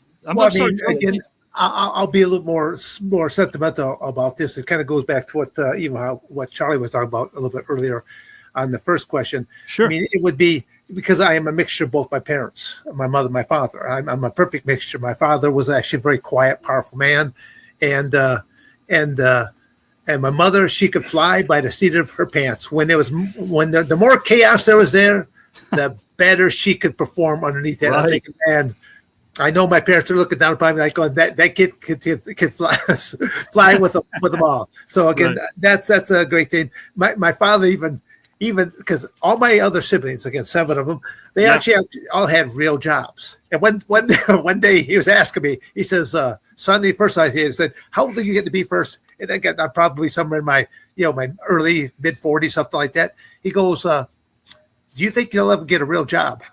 So I had to rub my chin from over there, scratch my head, and scrub the mustache a little bit. And I go, Dad, if I work this right, no. I love it. But he knows that I've done well because I didn't have all my eggs in one basket. I had multiple baskets that I could do with. And again, Charlie attests this. Professional wrestling, it's such a tough industry that there is no 401k programs. There's no health benefit type programs there with this. So that's a good point. If you get hurt, that's on you. And even health insurance companies will not underwrite a professional wrestler anymore. No. They will insurance companies. You know what's weird about that? It's like, and the injury's real. You can detect that someone legit is injured because of their profession and what they did in the ring, and that still hasn't really. There hasn't been progress in that area, has there been? Maybe I'm wrong. No, not at all. They have. I broke my neck in the ring. Drew McIntyre gave me a no-handed DDT and didn't let go. Oh my gosh. And I just started to snap, but I was fortunate, to gain feeling and to come back. But there's not a players. There's not a I guess like an NFLPA. There's no 401k. There's not a union. And that's I think that's what's missing. There's not a union at all. Sure. Right. And like I said, I've been injured more pro wrestling than I have in amateur wrestling. And I'm sure Dan can testify for it. I mean, exact same thing. Even though it's planned and it's the outcome is things go wrong. Things go wrong. And I mean, it's only you can't fake gravity, right? Wood and metal. You're on wood and metal with just like a wrestling mat underneath it, and it's just like. And if they're doing a TLC match or a lot of these hardcore matches, and if you're injured, you got to wrestle through the injuries if you want to get paid. Because if you're not wrestling, you're not getting paid. That's what Jesse, one of my friends, Jesse Ventura, and he said it's too late now, but every decade and a half or so, there's an opportunity for pro wrestling to establish a union. But the guys drop the ball because sometimes there's ego and sometimes right? Because think of the pay scale and the way it was set up back then. He described something as, and we lost him. We lost the Hulk Hogan, of course. But the way he described it was, it was kind of like trickle down Hoganomics. If you were in a house show with Hogan, you were making a ton of money, because you weren't a guy that obviously packed the house. But if you were in a house show with somebody else who was headlining, who didn't draw as well, you weren't making as much. So a lot of the guys on top, not just one person, realized that if they were to establish a union, they wouldn't be able to be sort of that cash cow that's responsible, economically speaking, for bringing all that money to one company. So now, because it's become, and it was privatized back then, now it's obviously public. So the chances seem like they're greater on paper because they have gone public, but it doesn't seem as if there's any sort of plan for that to come to fruition. It's sad. No. Yeah. Well, just like Charlie said, there's no union or anything like that. So it's there's probably another, as we're speaking right now, there's probably another 100 guys that are vying for your position right now in their developmental program. So it's right. Yeah. So maybe they set up that whole dog-eat-dog mentality. Maybe it's kind of set up that way, I guess, based on what I'm hearing. Like, the suits and ties, right? The corporate folk. Maybe they're setting up where people feel like they're competing against each other. And that's how, and again, that's kind of how Jesse brought it up to me. He goes, the mentality was to keep the wrestlers angry at each other for a spot. They're wrestling not in the ring. They're wrestling for a spot. They're wrestling for somebody else's spot. And when he broke that down, I said, okay, that kind of does make sense. Not as much sense as the following, though. Did I tell you guys? I want to ask you guys a question before we start this really quick game. I got to ask you this. I broke up with someone. Her name was Denise. She's a great gal, also a fellow teacher. Now, intelligent, beautiful, vibrant, positive, faith-based. She was a great woman. I broke up with her because of one reason. I want to see if you guys think I made a mistake or not. She used the last 10% of her toothpaste. It lasted as long as the first 90%. She had to get that last squeeze out of that tooth. Why that last squeeze? I couldn't watch it anymore. I would tell her, just go out and get a new tube of toothpaste. It costs $2, but she had to get that last squeeze. And it irked me. It bothered me. Was I wrong for dumping her just for that reason? Yeah, I'll jump in real quick just to say one comment. Because I think, again, you got to look at the divorce rate in the United States. It's I think 50% or higher. That your chance of making. And I even said this to my own children. Oh, okay.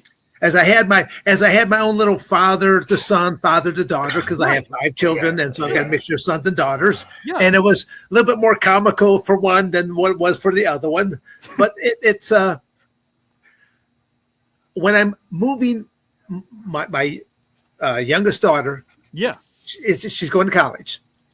They've got okay. First year she's on campus. She's living in a dormitory. All set and done. Her second year she wants to move into an apartment with a few more friends. Okay. So I'm helping her move in. So as I'm helping her move these boxes in, as I'm seeing some of the boxes there, I'm thinking, these are dude stuff. Right, guys. Oh, you're right. And so now I sit her down. I go, so when are you going to tell me that I'm moving you in with a boyfriend? And I mean, she got pasty white, stuff like that. I go, well, I said, I won't be leaving today until I meet him and we have a conversation. And he's scared. And she, my daughter says she's scared to meet you. I said, well, rightfully so. Rightfully so. And I said, but I go, I said, we'll go pick a restaurant. You guys pick a restaurant, a public place. I go, I can't kill him there because if I kill him there, there'll be all these witnesses, and then I have to kill all the witnesses. Your dad just I don't have that much strength energy, so they'll be okay. So I used my little subtle humor that, and then so I met with him, and again, I talked with him again about the birds and the bees and about protection. I go, is something's going to happen between men and women? Yes, they are. I go, but use precautionary methods in place, because the last thing one person wants to say is, guess who's going to be a daddy, or guess who's pregnant. You don't want that at your young ages, because neither one of you know what you want to do. Just like what Charlie said, you just find out for the first time ever. I don't like the way you squeeze the toothpaste. I don't like the way that you throw your dirty underwear on the coat. You don't pick up your clothes. You don't do this. Dan, she was rationing it. She was rationing it. I mean, that's what I'm saying. No, but in all honesty, your example is way more important, because you're talking to somebody about something that you already think they know, and they know that they know. But the fact that they know that you know is more important, because sometimes kids think they could pull the wool over their folks' eyes just because we get a little gray around here. But I like that, and I have to ask you a question real quick.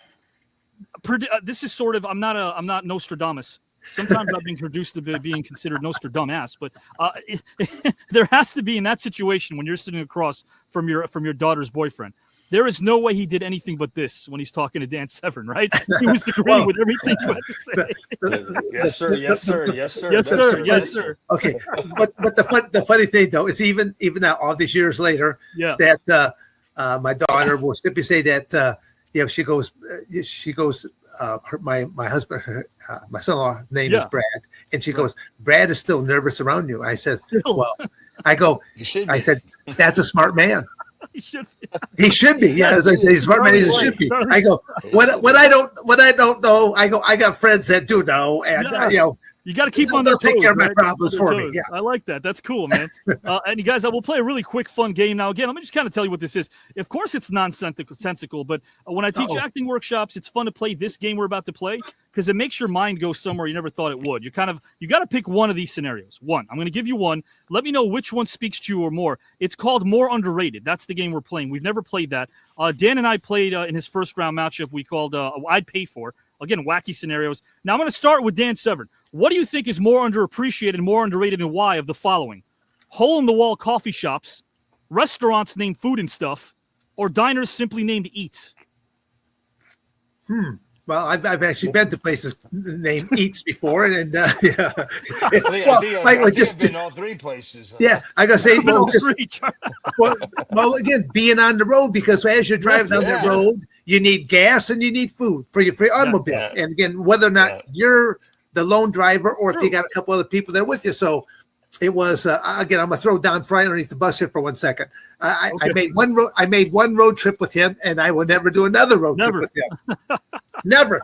Because we'd be driving down the road, and like within the first 45 minutes, he'd be like, I got to pee. I go, okay. I go, well, let's pull at this stop. And I go, get another 45 minutes to an hour down the road. I need something to eat. And I'm making, oh my God, why didn't you just get some food? And then go down the road. And another thing. And it's like, and his friend, we had one other person with us. He goes, Dan, he goes, I can see him. He was over in the other seat there. He's doing, I call it the seated pee-pee dance. Or you can just tell he's going to answer. He goes, are we going to be stopping soon? And I go, yep. I go, when the car needs gas. Wow. When the car needs gas. Hey, you could have said, it could have been worse. You could have said when we get to our destination. But, well, no. We would not have made it. Again, the distance between Coldwater, Michigan and Fountain Hills, Arizona is 1,850 miles. Yeah, gas stop. Yeah. I mean, you got to hit at least 4 or 5 stops there, right? And that's the only time I stop is for gas. For gas. And you picked Eats. When I think of like a diner named Eats, I think of those like old Richard Grieco movies on Showtime at 2 a.m. And you're like a guy, a nomad, a maverick is driving at 2 a.m. and there's this abandoned, deserted area. It's desolate. And you kind of see the letter E is gone, so it's just ats. Like E's gone. It's kind of dangling on a neon sign. Yeah. I want to see if Charlie Haas concurs. What do you think is more underrated or why? Hole-in-the-wall coffee shops, restaurant named Food and Stuff, or diners named Eats? Well, let me tell you, we traveled in Canada a lot. And in the convenience store the first time I was talking to Dean Malenko, and he's like, hey, meet me at the convenience store. I go, okay, what's the name of it? Right? I think we might have lost Charlie for a second. Yeah, I think that was staged right there because it froze just as he was going to give us the name. I kept thinking, Canada. Yeah, Canada's kind of a cold place too. But yeah, I want to hear this Dean Malenko story when Charlie gets back. I'm sure it's just a Wi-Fi issue. But then again, Dan Severn, guys and gals, is with us here. Jermaine Lewis is trying to sign in. He can't sign in right now. Dan, what do you think is more underrated and why of the following? Cottage cheese, turtles named Isaac, or VHS tapes? What was the last one? VHS tapes. Oh, well, again, VHS tapes, I didn't bother with them. So I'd have to go with the first one here right now. So again, good source of protein. Good source. I mean, I eat cottage cheese. I mean, it's oh yeah. I mean, if you would have saw what I had for breakfast this morning, you'd be like, going, what? Okay, because it just a combination of yogurt, yes, and a little bit of honey onto it, but then some mixture of some walnuts, some pecans, but then I had some other pumpkin seeds and some pistachio. Okay, I like it. There's a lot of things that I take into my body that I just Google this stuff on like a daily basis. Like I'm eating for longevity. I'm trying to lean myself out a little bit more. But there's certain things like walnut stuff like that. They're great for the brain. Blueberries. Told me that Carl Reiner. I used to write for Carl Reiner, not Rob. His father Carl, who died years ago. One of my first writing assignments was for Carl Reiner, and he swore by walnuts. He said he included in every single meal. Every single meal had a walnut in it. So that's when you look at the walnut itself, it actually looks like the brain. It does. Yeah. When you look if you take off half of it, I mean, it looks like the brain. So again, but by the way, he was eating it. You want to talk about Dan Severn intimidating his daughter's boyfriend? Carl Reiner's sitting there and he's got a bunch of riders. What was I doing there? I was only 23 years old. What am I doing in this room with the legendary rider? But a bunch of us are in our 20s, and we're writing for Carl Reiner as if we could write for Carl Reiner. We're sitting there, and this one young writer knows that Carl did stand-up with the great Mel Brooks years ago. So he asked Carl, hey, I'm about to do some stand-up. Do you got any advice for me? And Carl's eating his walnuts, and he's eating his walnuts. He says, come over here, kid. I got some great advice for you, some pearls. The kid leans in closer. Carl, with a smile on his face, eats 1 walnut, 2 walnuts, 3 walnuts, 7 walnuts. We're all waiting. He goes, kid, whatever you do tonight on stage, you ready for this? He goes, yeah. Don't suck. And we all let it out. He goes, keep it simple. God. Just keep it simple. It'll be okay. Man, oh, man. I got to tell you, Dan, I got to say this in jest, but it seems like the UFC Hall of Famer himself might have intimidated his competition all of a sudden. I tell you, it's part of my new cologne line. I didn't know if you know that about that. I got my new cologne. Yes. You know what the name of it is? What's that? Offensive. When you walk into the room, everyone takes notice. Oh, Charlie must have heard that. He jumped right in here. Okay. Man, I'm sorry. My phone overheated. I'm like, overheated. No, Charlie, I was saying that Dan's kind of 2-for-0. We know that his daughter's boyfriend was intimidated, and now all of a sudden, Jermaine O'Neal, Charlie Haas. Yeah, we left. We're intimidated. Oh my God, I was telling you to go when I traveled in Canada with D. Malenko. The convenience store was called Come and Go. Yes, and I was just like, I was just like, are you serious? And I'm like, no, that's the name of the convenience store. It's like a 7-Eleven. They're all over there. So D.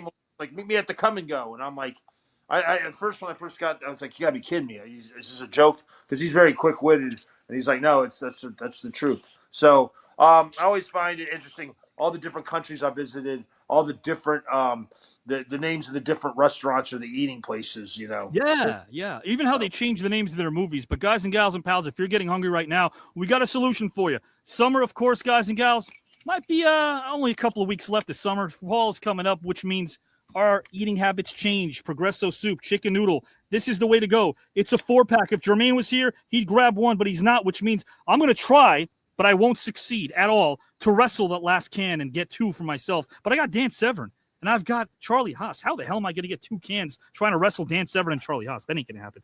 But I'll try. That's how good Progresso soup is, though. It's so good that I would go on I can't say it, but maybe a kamikaze mission. I think I can use the word kamikaze, trying to get this last can of soup from Charlie Haas and Dan Severn.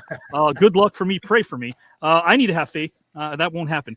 Guys, we have a couple of more of these game time options for more underappreciated, more underrated, and why. We'll ask Dan Severn, and then we go to topic number 2, and that'll be a wrap. What do you think is more underrated of the following, Dan Severn? Unicycles, lawnmowers that dislike lawns, or 95-year-old women having fun in a mosh pit of a Metallica concert? Well, I actually think that the last one I would love to see, because I think that's I could see my grandmother doing that exactly. Really? Oh, yes, I could. Yes, she was. Well, again, this is my grandmother Severn on her side. She was a feisty one. So I mean, I just remember.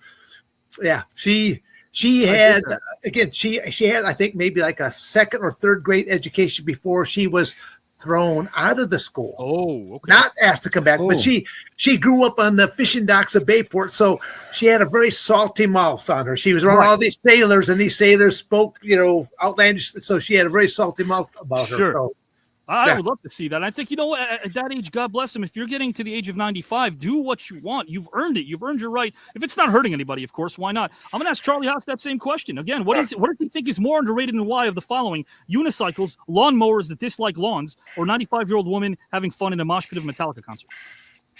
Well, let me say, I would say, like, I was always brought up to, cut my own yard, never hire anybody. So I was always my own landscaper. And I don't know, and whether I'm cheap or I'm just very frugal, I would never go and buy a new lawnmower. I always had to fix it, change the spark plugs, Charlie, never say the C word. Okay. The word is called fiscally sound. You, my friend, are fiscally sound. Okay. Sounds much more.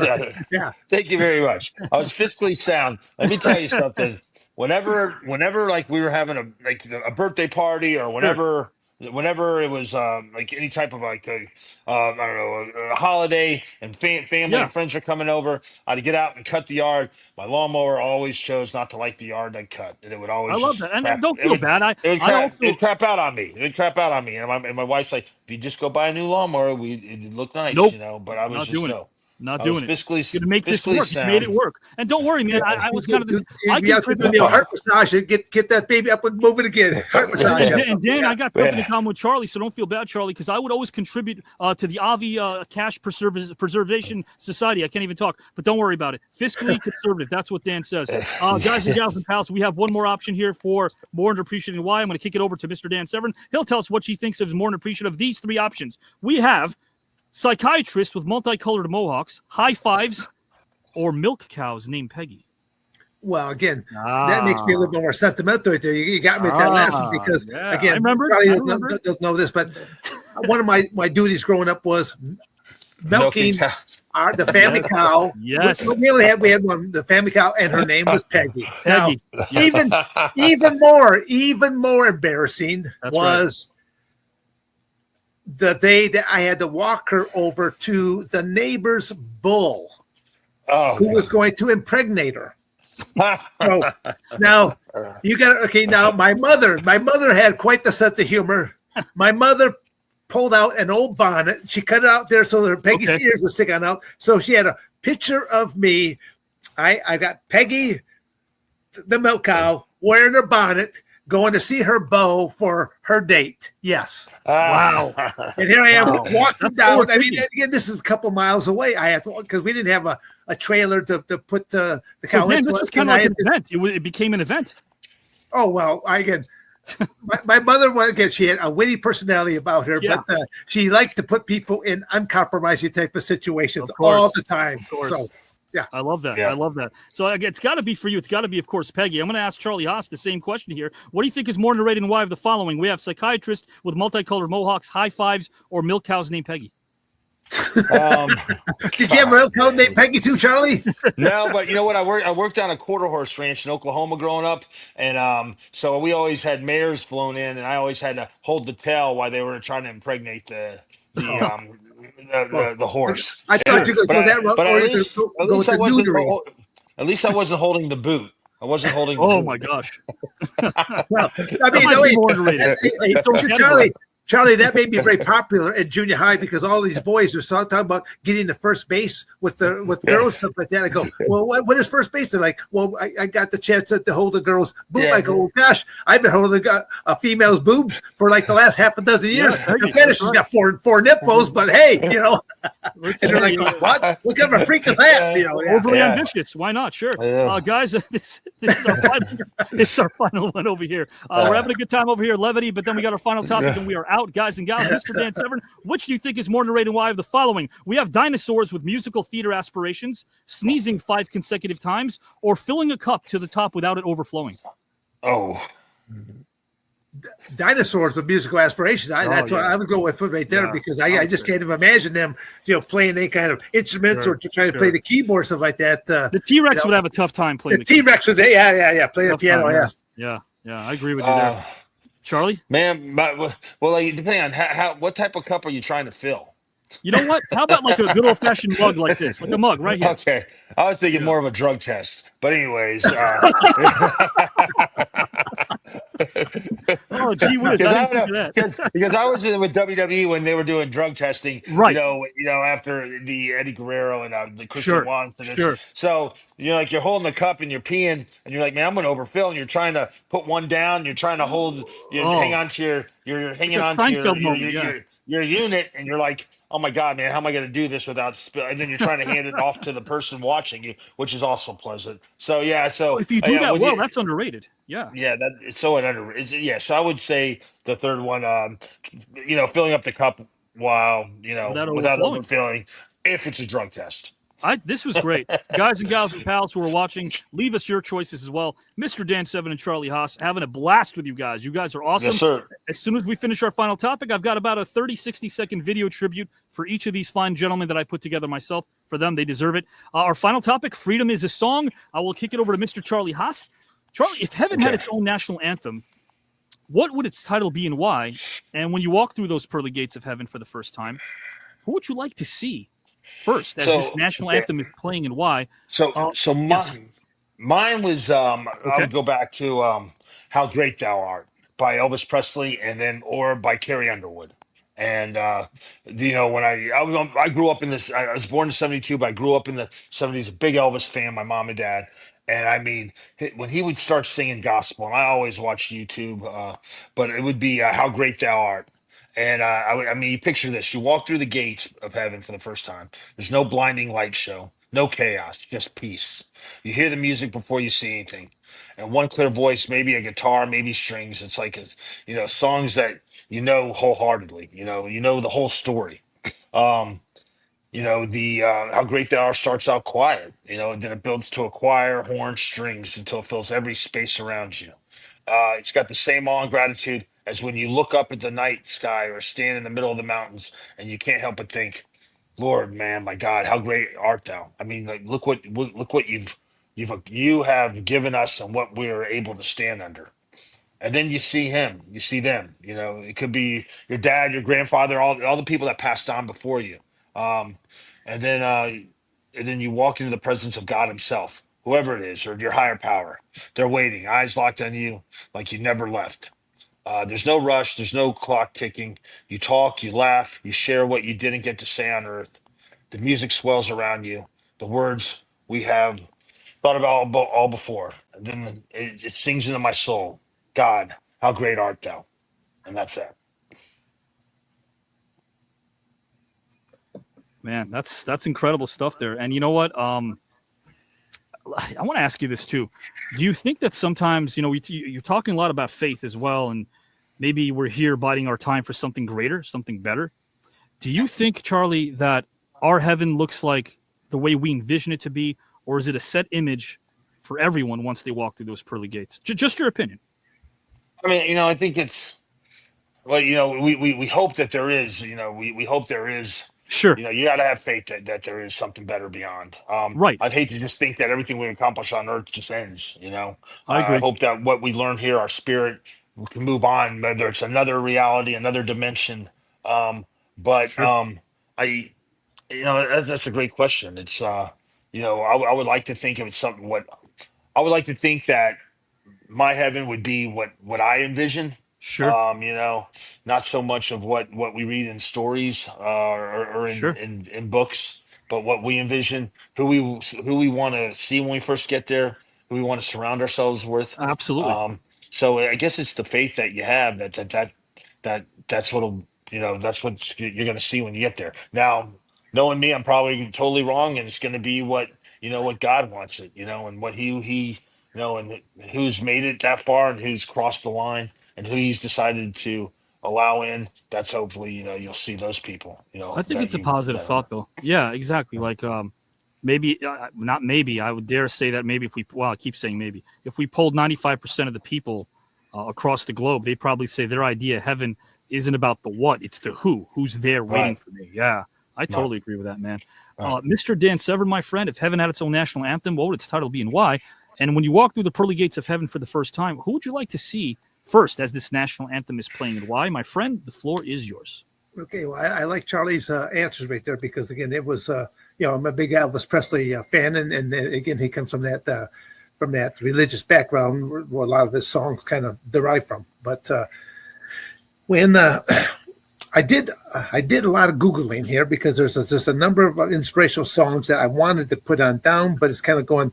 I started looking at it, and then I started listening to a lot of different songs. And one that really kind of struck me as I was listening to these various songs was a song entitled Hallelujah by Lucy Thomas. And if that name does not ring a bell to anyone, I would say to just Google it and just listen to it. Again, the song title is Hallelujah, and it was sung by Lucy Thomas. So, that one really kind of, I guess, really kind of spoke to my heart as I listened to the other songs. Again, as I say, who would I like to first see going through those pearly gates? Well, first off would be my parents. They're the creators of me in the first place, and the foundation that made me, basically who I am today. and then probably seeing my grandparents on both sides, because like I said, I learned things from both of them. And again, there's you learn a lot of different things in different ways. But again, those would be definitely some of the people I would want to see. Again, I talk about my Severn side because it is definitely was a different type of life that they grew up in the sense that going to the farm. I will refer to it as the goose grandparents because they had all these geese, but they had chickens, geese, you name the animals, they had them all. But the geese were just really mean and nasty about chasing you around and trying to bite you, stuff like that. But going to that farm, it was interesting because they had what they call a mudroom, where actually you walk from outside, you'd be taking your boots off or whatever right there, in what was called the mudroom, and that's where you hang up your coat, stuff like that. And water, the only running water was a hand pump inside the mudroom. There was a sink, stuff like that there that you'd get your water, stuff like that from. So it actually had a hand pump. And then my grandfather always had a pot of coffee. The only heating mechanism in this is a 2-story wood frame house. The only heating mechanism was an old pot belly stove.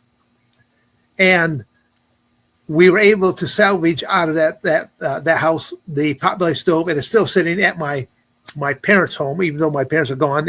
Now it's owned by one of my nephews, but that potbelly stove is still sitting in that pole barn, waiting for me. So it's one of those things that I want to just refurbish, not actually to put it to working condition, but just to paint it, make it look good, and just to have it in, whether I might put it in this cottage where I'm at right now, speaking to you at, or I might put it into my training facility. But it is something that I will simply keep as that memento of days gone by, because most people they're so used to flipping a switch or whatever, or now you've got so many different apps on your cell phone. Just hit an app, and they've got air conditioning, they've got heat or whatever have you. Again, we're talking about the old times where you actually had to go out and split some wood, and splitting wood. That was even a video I just did last week there. I'm just showing one of the workouts Dan Severn does is splitting wood and showing how to do it with an axe and a sledgehammer. Yeah, but I feel like you have to go back to there you go. And that's from two gentlemen who know all about that, Charlie Haas and Dan Severn, who paid their dues beyond and succeeded in many ways that none of us have. But I'm glad that you're kind of reteaching. The other thing that you got to like is the fact that, Charlie and I, look, we both got that memo. Look, we both got the flowering shirts on there today. Yeah. We got the memo. So I ruined it. But you know what? I got the backdrop is a little bit reminiscent of Dan's color and shade of shirt. At least I got the same shade as Charlie Haas. So I'm trying to fit in. Yeah. I'm doing my best. Right. I will. Yeah, that's good. I'll say this though. I think you guys are. I think so. When you know what you need to improve, I feel like that takes a certain amount of wisdom when you know what you need to do to make improvements. But when you push yourself to do it, it takes courage. And I think that's where you guys and everybody else maybe falls short. You guys don't, because you know that improving comes here and pushing comes here. And now you've used everything you have all around to make yourself better. I love that. I love that you guys are able to kind of like not really focus on fixing problems, but fixing thinking, how people think. Because most people fail in life not because they aim too high and they miss, but because they aim too low and hit. They're aiming too low. Their standards are so freaking low. It's absolutely daunting and scary. So I really want to thank you guys because, again, quick tribute video that I have for you guys, some highlights, some stills of everything you've done. But you guys are really courageous, and I think the teachers and you are the students of today. Like, I can become a student of the Charlie Haas Dan Severn School, long as the tuition, we talked about that being financially a little stingy there, right? But I will be your student for any price. I mean, fiscally conditioned. Fiscally concerned. Even without that, just by having a planner. And again, that's why just having a planner and actually trying to plan out your life a little bit more, knowing that, sure, there's going to be roadblocks, detours, because that's what life is all about. But how? Yes, sir. How do you handle that diversity? Yes, sir. Yeah. And you know what? You're right. There's nothing that a pen and a brain and some courage can't solve. Absolutely. You're totally right about that. Guys and gals and pals, this is Dan Severn. This is Charlie Haas. I'm going to have Dan Severn take a look at his tribute video first, then Mr. Charlie Haas. But before I put Mr. Charlie Haas backstage for just 1 second, anything you guys like to tell each other before you depart? Dan, it was an honor, man. You were, man, just growing up, watching you, but then getting to hear stories about you from my brother-in-law, how you guys were on the same world teams and in the NYC and all that. Also, James Johnson, who was at Arizona State. He was a good friend of mine. He taught me a lot about Greco-Roman wrestling, taught my kids how to throw. He's good friends with Rick. He had nothing but great things to say about you. So fellow Sunkiss wrestler, James Johnson, you bet. Yeah, JJ. So it's been an honor. It's full circle, man. It's been an honor, but not only to meet you, but also to talk to you in this on this type of platform and to get to know you. So I appreciate everything you've done, and thank you for everything for paving the road for people like me. I appreciate you. Oh, well, Charlie, I feel the exact same way. The fact that was when I found out a little bit more about your background. As soon as Avi told me amateurs, I go. Don't tell me anything more. I said, we're already in the brotherhood. He's amateur wrestler, professional wrestler. I go, we got everything else covered. I said both.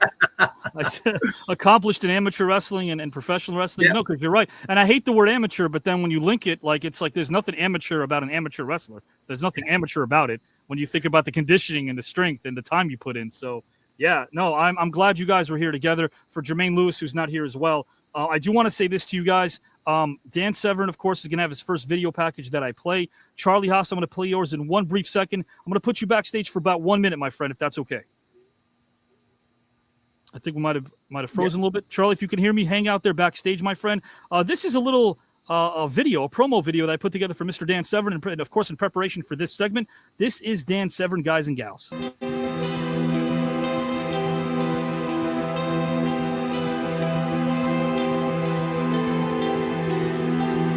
All-time greats, guys. Great defeats in open battle, man to man.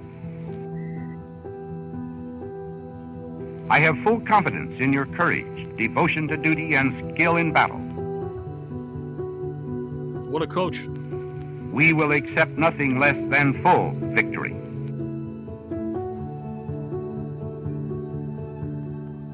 Never before in history has so much hope for so many people been gathered together in a single organization.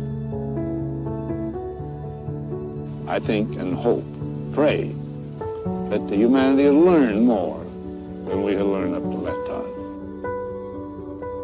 The effort always to raise the standards of our people in their spiritual, their intellectual, their economic strength, and generally and specifically. That's what I'd like to see them have. We must find some way to work to peace and to really to gain an eternal peace for this world. It's Mr. Dan Severn, my friend. Enjoy doing that for you. I got one for Charlie, who's backstage as well. But again, this isn't conventional. I'm glad we kind of worked our way from the ground up. You've been here for a while as part of the celebrity tournament. I'm glad you make this place much better. I'm hopeful that Amazon Prime sees the value in this and these conversations where strangers leave as friends. Did you have a nice time, my friend? Oh, a fantastic time. Getting to know the other two gentlemen. Oh, great. Again, I knew that between John and I, we'd be very like-minded from background. But again, learning more about Jermaine, that was fantastic there as well. So again, that's a lot of the same character traits coming through again. Absolutely. Well, I appreciate you, my friend. I'll give you a solo layout for anything you might want to tell our audience. Words of hope, words of wisdom, anything really. Anything you'd like to tell our viewers, Dan? No, basically, I mean, life is what you make of it. As I stated before, don't let life happen to you. Make life happen, knowing that does everything. I write down lots of goals for myself. Do they all work out? No, but at least I know what I'm working towards. And if I should fall up a little bit short, I'm usually a lot further ahead than most other people, because I at least had a plan in the first place.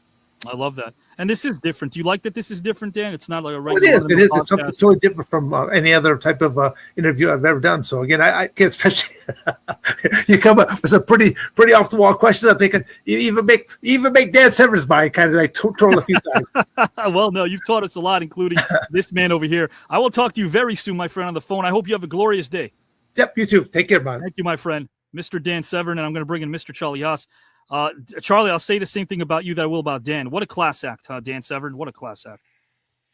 I appreciate that, man. Dan Severn, like I said, Jermaine. I'm very honored to meet them, to compete against them, to see the type of people they are. Thank you for everything. Thank you for making this platform happen, man. I mean, and to Matt Riddle for recommending me. One of my good friends, him and Misha. They're like family. They both spoke so highly of you, and I see why. Yeah. And man, they're we've been through a lot together. But man, Avi, thank you so much for letting me get back out there, promoting myself, my platform. And if I could leave anything to say, little things make a big difference. Don't look for shortcuts. Leave no stone unturned. Make sure consistency is the mark of a champion. Be consistent in everything you do. And if first you don't succeed, try again. I mean, people have heard that before, but it's just keep trying and keep trying. Eventually, it's going to work. So. I love that, my friend. And here's a video package I put together for you. Some screenshots of some really awesome moments, my friend. This is from me to you.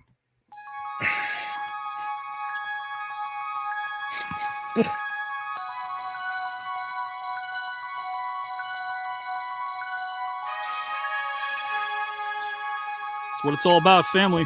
Yeah, that's it. Yep. Mr. Gerald Briscoe. Yeah. Brother Russ. Kevin Kelly. Yeah. Shelton and Kurt. Yeah.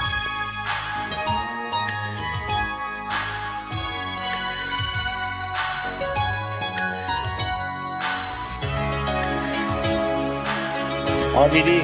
Yes, sir.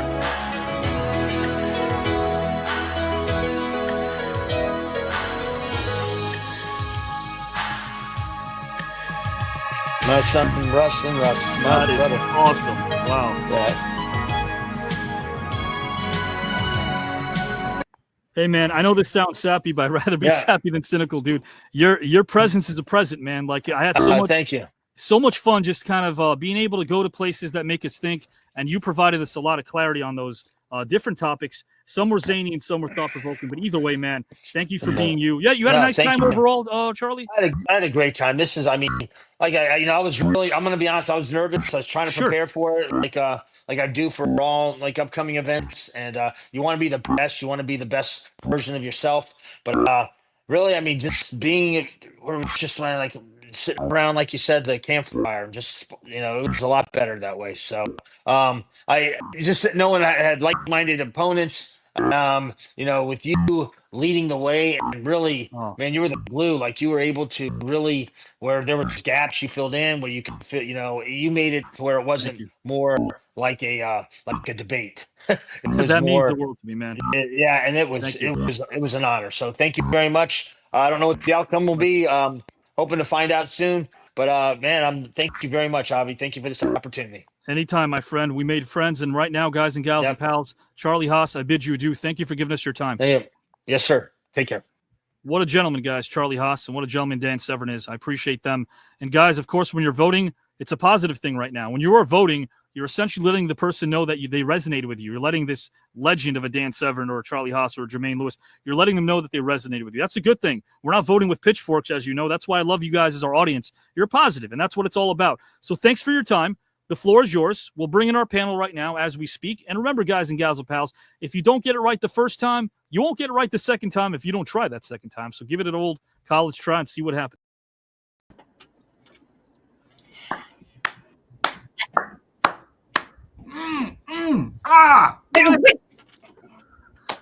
I got no words. No words. No words? What? Well, when Dan Severn is talking about Peggy the cow, yeah, You have an amazing night on your hands. I want to give you guys the floor. Can you hear me? Yes. Yes. Yeah, you guys are going to get the floor. You're going to judge. But, hey, I want to have someone else here judge as well, guys and gals and pals. I want to bring them in. I just want to say this. From Peggy the Milk Cow to a national anthem in heaven, this is what you get here on the new network. You'll laugh 1 second. You'll think another. You might cry, especially if you heard that happy birthday rendition to start the show for Stevie. Thought you were supposed to be the musician, Howard. But anyway, guys, I'm going to say this. It's creative. This is TKN, philosophical fun.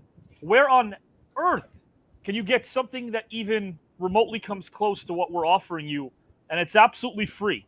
You want the numbers? We got it. You want the names? We got it. You want the substance? We got it. You want the conversations? As I mentioned, the levity, the knowledge, it's here. So why don't you guys and gals and pals, even though we bust our ass for you, why don't you do just a little bit more for us? We don't want money. We want you to go to your friends and family and get them to show up here and experience what you love about this place. That's what we want every Saturday and Wednesday night as well. Get them to experience this, because this is a place that allows you to dictate and determine not only the outcome. We forget that it's even a match, right? That's the beauty of it. When you guys drive this vehicle, your voices are heard. You heard? So guys and gals and pals, Howard's going to be voting. Giselle's going to be voting. And guys and gals and pals, I want you to give a shout, a cheer, a big hoorah to the returning Dakota. Welcome, Dakota. Welcome. How are we all doing? So good to be here. So good to be back. Woo! Oh my Howard, God. Giselle, great to see you both. What a night, right? Oh my gosh.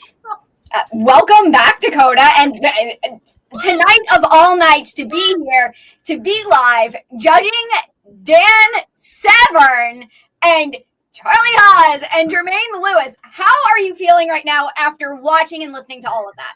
I can hardly breathe. My heart is jumping out of my shirt right now. Just starstruck isn't even the word. I cannot believe. And then just to see how real these guys got, and all three of them just so down to earth. So it's like nothing else, as always. But it just keeps getting better every week. I can't believe it. I can't believe it either. It's been amazing to hear these topics, to hear their stories. What's been so great is that all of the celebrities, all of the competitors who come on keep saying it's unlike any other interview. It's unlike any other show. It's unlike any other podcast. It's unlike any other event. It's unlike any other this. It's unlike any other that. It is. It really is. We're still hearing their personal stories without outright asking the questions, and it's getting so much more depth. Hey, Orlando, welcome to tonight's episode. This is episode 256 of TKN Saturday Nights. Awesome to see you here. Great to have you in the comments as well.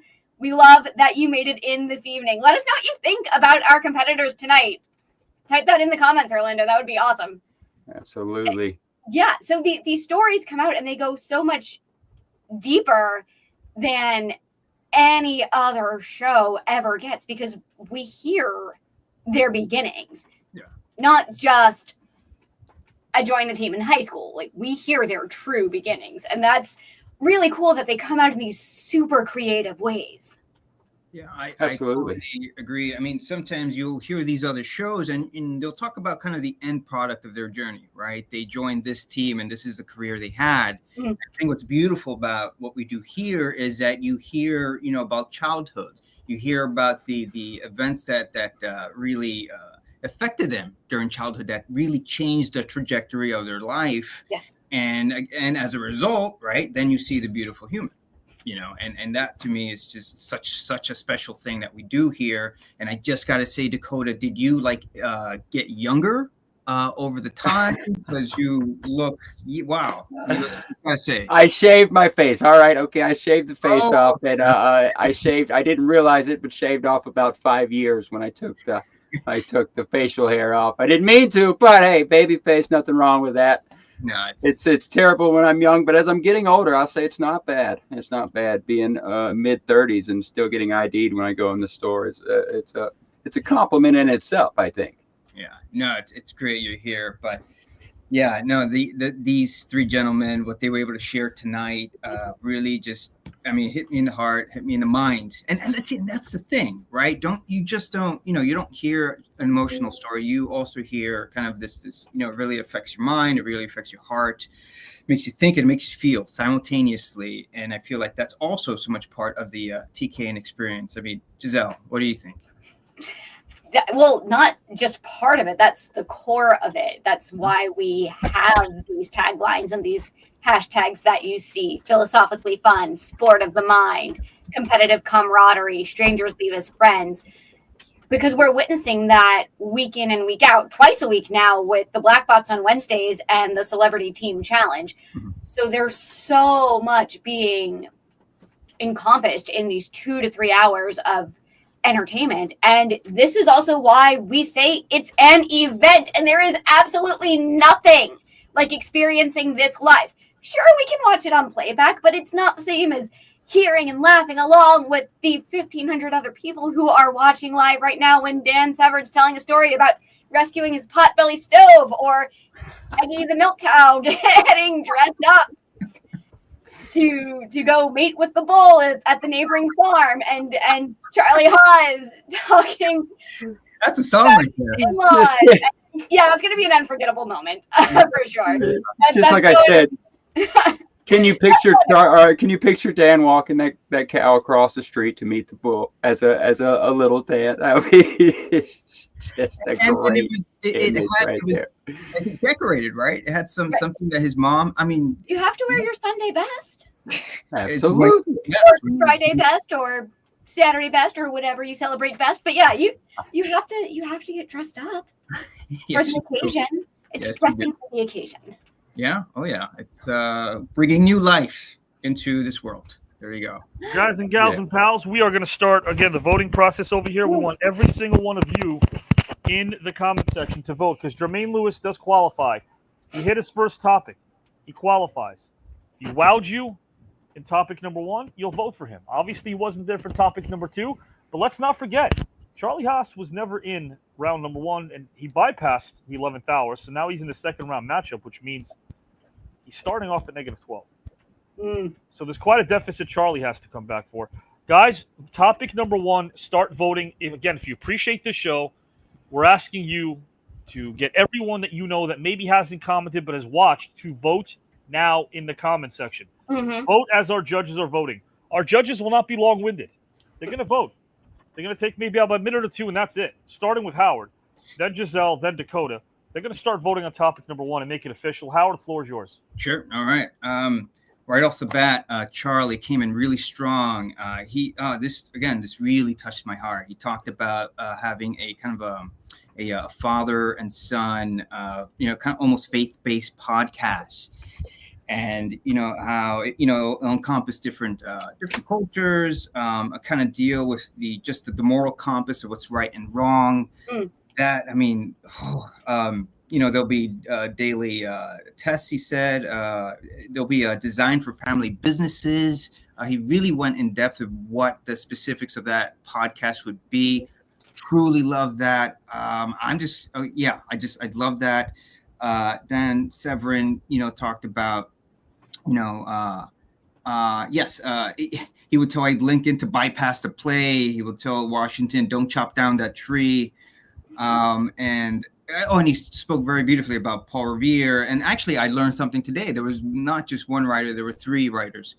So that was really awesome. But Charlie really hit me with that podcast show, that idea, strengthening that father and son relationship. It's a beautiful thing. And how he delivered it very eloquently, very clearly. So my vote goes to Charlie for that first topic. And then second topic, Dan Severn talked about, that potbelly stove and how much it meant to him, and maybe even moving it to his gym. Or I love that image. And Charlie talked about freedom as a song by, I wrote it right here. I'm sorry. Yes, Freedom is a Song. That was the name of the song. Yes. How great. I'm sorry. How great thy art. Apologies. And I'll end with this: that image of seeing his loved ones, and then how he painted that beautiful image of locking eyes with a higher power. I have to. My second vote goes to Charlie. It was a close one, but those are my votes. But amazing topics as well, Avi. You hit it out the park as always. Yeah, I love the topics tonight and the game. They did so well in the game too. And the past couple of weeks, Avi's been personalizing some of the choices, theming them to who's on, which competitors are on for the week. So that's been fun to watch because we get some new ideas and new choices there. And that brings out a whole other personality, maybe not other personality, but it brings out the competitor's personality more. We see more sides of them. We know they're taking this very seriously, but then we also get to see them have fun. And that is the point. Again, this is why we are philosophically fun. It's one of our favorite little taglines here. And I think it describes us perfectly. So Avi came up with all of those as well. He's brilliant. He knows exactly what we are all about. And that's why they all fit so well. And that's why we keep using them. But topic 1, whew, no joke. Charlie Haas knew what he was here for. He knew what he was doing. He came in with everything. He had his mission, and he knew what it was. And I think it's great. It reminded me a little bit about this YouTube channel. I think it's called Ask Dad or Ask a Dad or something, where there's this guy, this man who didn't grow up knowing all of this information, and now he's imparting that knowledge on there. And to have that in a podcast form and just let people know that he's there, oh, that is so beautiful. Jermaine Lewis speaking about the education system, wanting it to be geared toward more life skills, applicable skills, some of those maybe even soft skills that people don't value as much, but they're all there because we should all know how to change a tire and fix a button and not make things as disposable as they are, and have a basic working knowledge of financial and digital literacy. It goes a long way. Loved that answer. And then Dan Severn had so many historical figures and choices, but because of the depth that Mr. Haas went to, he gets my vote for the first topic. And for topic 2, both very beautiful songs. Love them all. Hallelujah in any rendition is gorgeous. A lot of people know the Leonard Cohen version. He wrote that. It took him years and years to write. He was still rewriting forever. I haven't heard this particular cover, but I will listen to it now. And speaking about seeing his parents, that is so lovely. Charlie with How Great Thou Art, another fantastic song. I like the way they went with this. They took it, I think, a little bit literally, but it worked. It worked. The songs were great. But Dan Severn painted that picture for me. I could see what he was seeing as he was up there, as he was entering, as he was hearing the music, as he was meeting his parents. So my vote for topic 2 is going to Mr. Severn. Awesome. Well, guys, I want to kick it over to our brand new judge. Again, give it up to Dakota, guys and gals. He's part of the history of TKN. He's here now in a different capacity, judging. And pretty soon we'll tell you something else as well after this thing. But Dakota, let's take it back to topic number 1. Give us the whys, who you voted for and why for topic number 1. Let me tell you this. Oh, what a choice. Just almost an impossible choice. I'll start off with all 3 men are just, I'm just blown away and so thankful to be here and to hear your stories and to hear your answers. And it like I said, just it's like nothing else. With the topic number 1, Charlie, he took the question and he really he thought outside the box. Yes, for a historical figure, and he went for an historical figure for him. But for him to say his dad like that, and then to just really bring it home with that father-son podcast, for me, not really having that growing up, that really hits home. And I truly believe or truly know that they need that. Everybody needs that father figure in their life, and it just does so much to help you really round that world that you need to be in, and it's just unbelievable. His stories, all three of them, but I have to say Charlie gets my my vote in that first topic there. And then if you didn't cry enough, we got right into round two here with this excellent question by Javi. And I did not know the Hallelujah song there by Lucy, but did listen to it a bit there after he mentioned it. And what a beautiful song, Dan. Just a great choice. Really, really just fit perfectly with the question. And then talking about seeing his family and stuff there. Elvis, it's hard to compete with Elvis, How Great Thou Art. What a great song. I already knew that one, and very touching script there by Charlie. But I'm just going to have to go with Dan on that topic number two. He just really hit home. He really brought it all together. What a great song. What a great family. Also, I want to add the secondary question to that topic there. I did really appreciate what Charlie was saying on how heaven is what we want it to be, and it's going to be that image for each particular person. I thought that was very, very beautiful. I thought everybody did very, very well, but Charlie round one, Dan round two for me. Nice. Absolutely. Thank you, Dakota. It's so great to have you here. Yeah. And if you haven't already voted, get your votes in the comments right now for topics 1 and 2. We will be pulling those up on screen. They are being tallied in the back. We will let you know soon who is advancing to round number 3. And did Charlie Haas do it? Did he overcome that 12-point deficit? Remember, he started this match at -12 because he bypassed the 11th hour. So has he earned enough votes to not only make up those 12 points? Hey, just want to say hello. He certainly did his best. He brought his A team today. Let me tell you.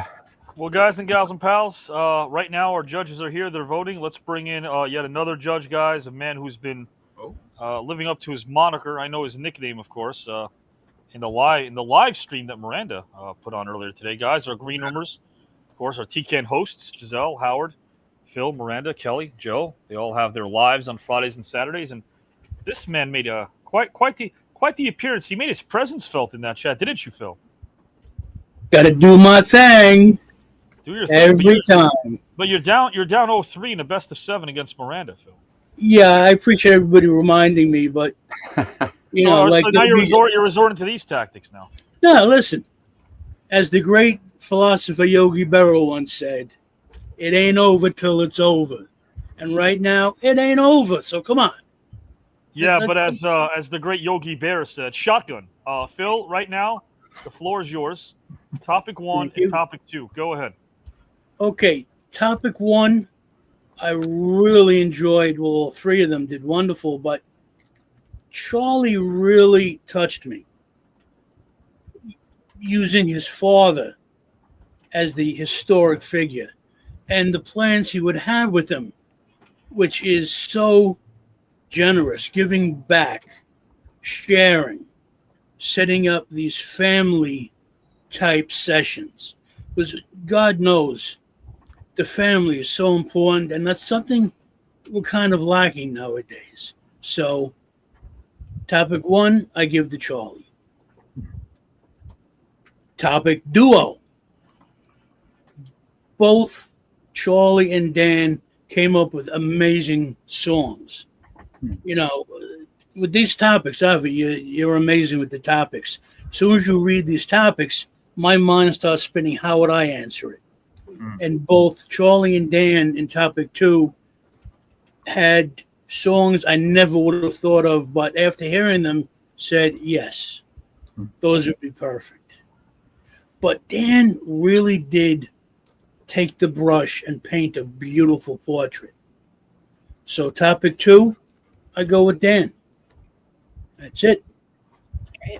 All right, guys. Been get a little drum roll here. I've been tallying all of these votes. And I think now, based on looking at the gentleman and lady on screen, we are all waiting to find out who advanced to round number 3 of this tournament. Guys and gals and pals, we have a lot of fun. Strangers leave as friends. There is competitive camaraderie at the end of the day, philosophical fun and edutainment all across the board, but it's still a tournament.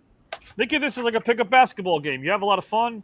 You and your friends afterwards and before are hooting, hollering, right? But during the game itself, it's go time, and that's what this is. This is go time right here. This is a sport of the mind, and I don't mind reminding you that you guys are the engine that makes this thing go. So with that, we right now are going to find out officially who advances. There will be an elimination. Who advances to round number 3 right about now.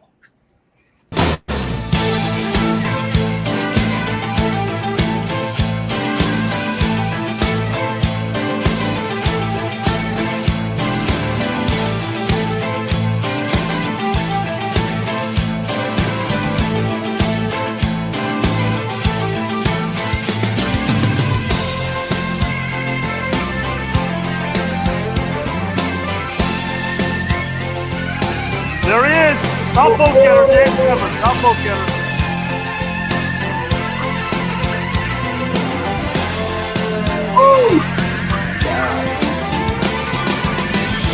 Gonna be a tough man to beat in this tournament. A tough position to beat in this tournament.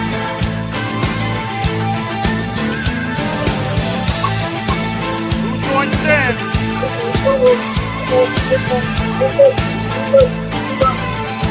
Charlie Haas advances, guys.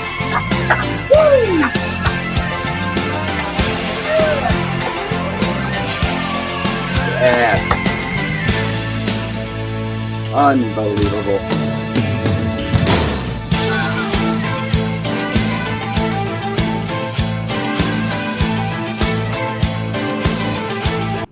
Guys and gals, I want to I'll play it on Wednesday, but I want to definitely bid adieu and wish the very best to Jermaine Lewis. He has been eliminated from this celebrity tournament.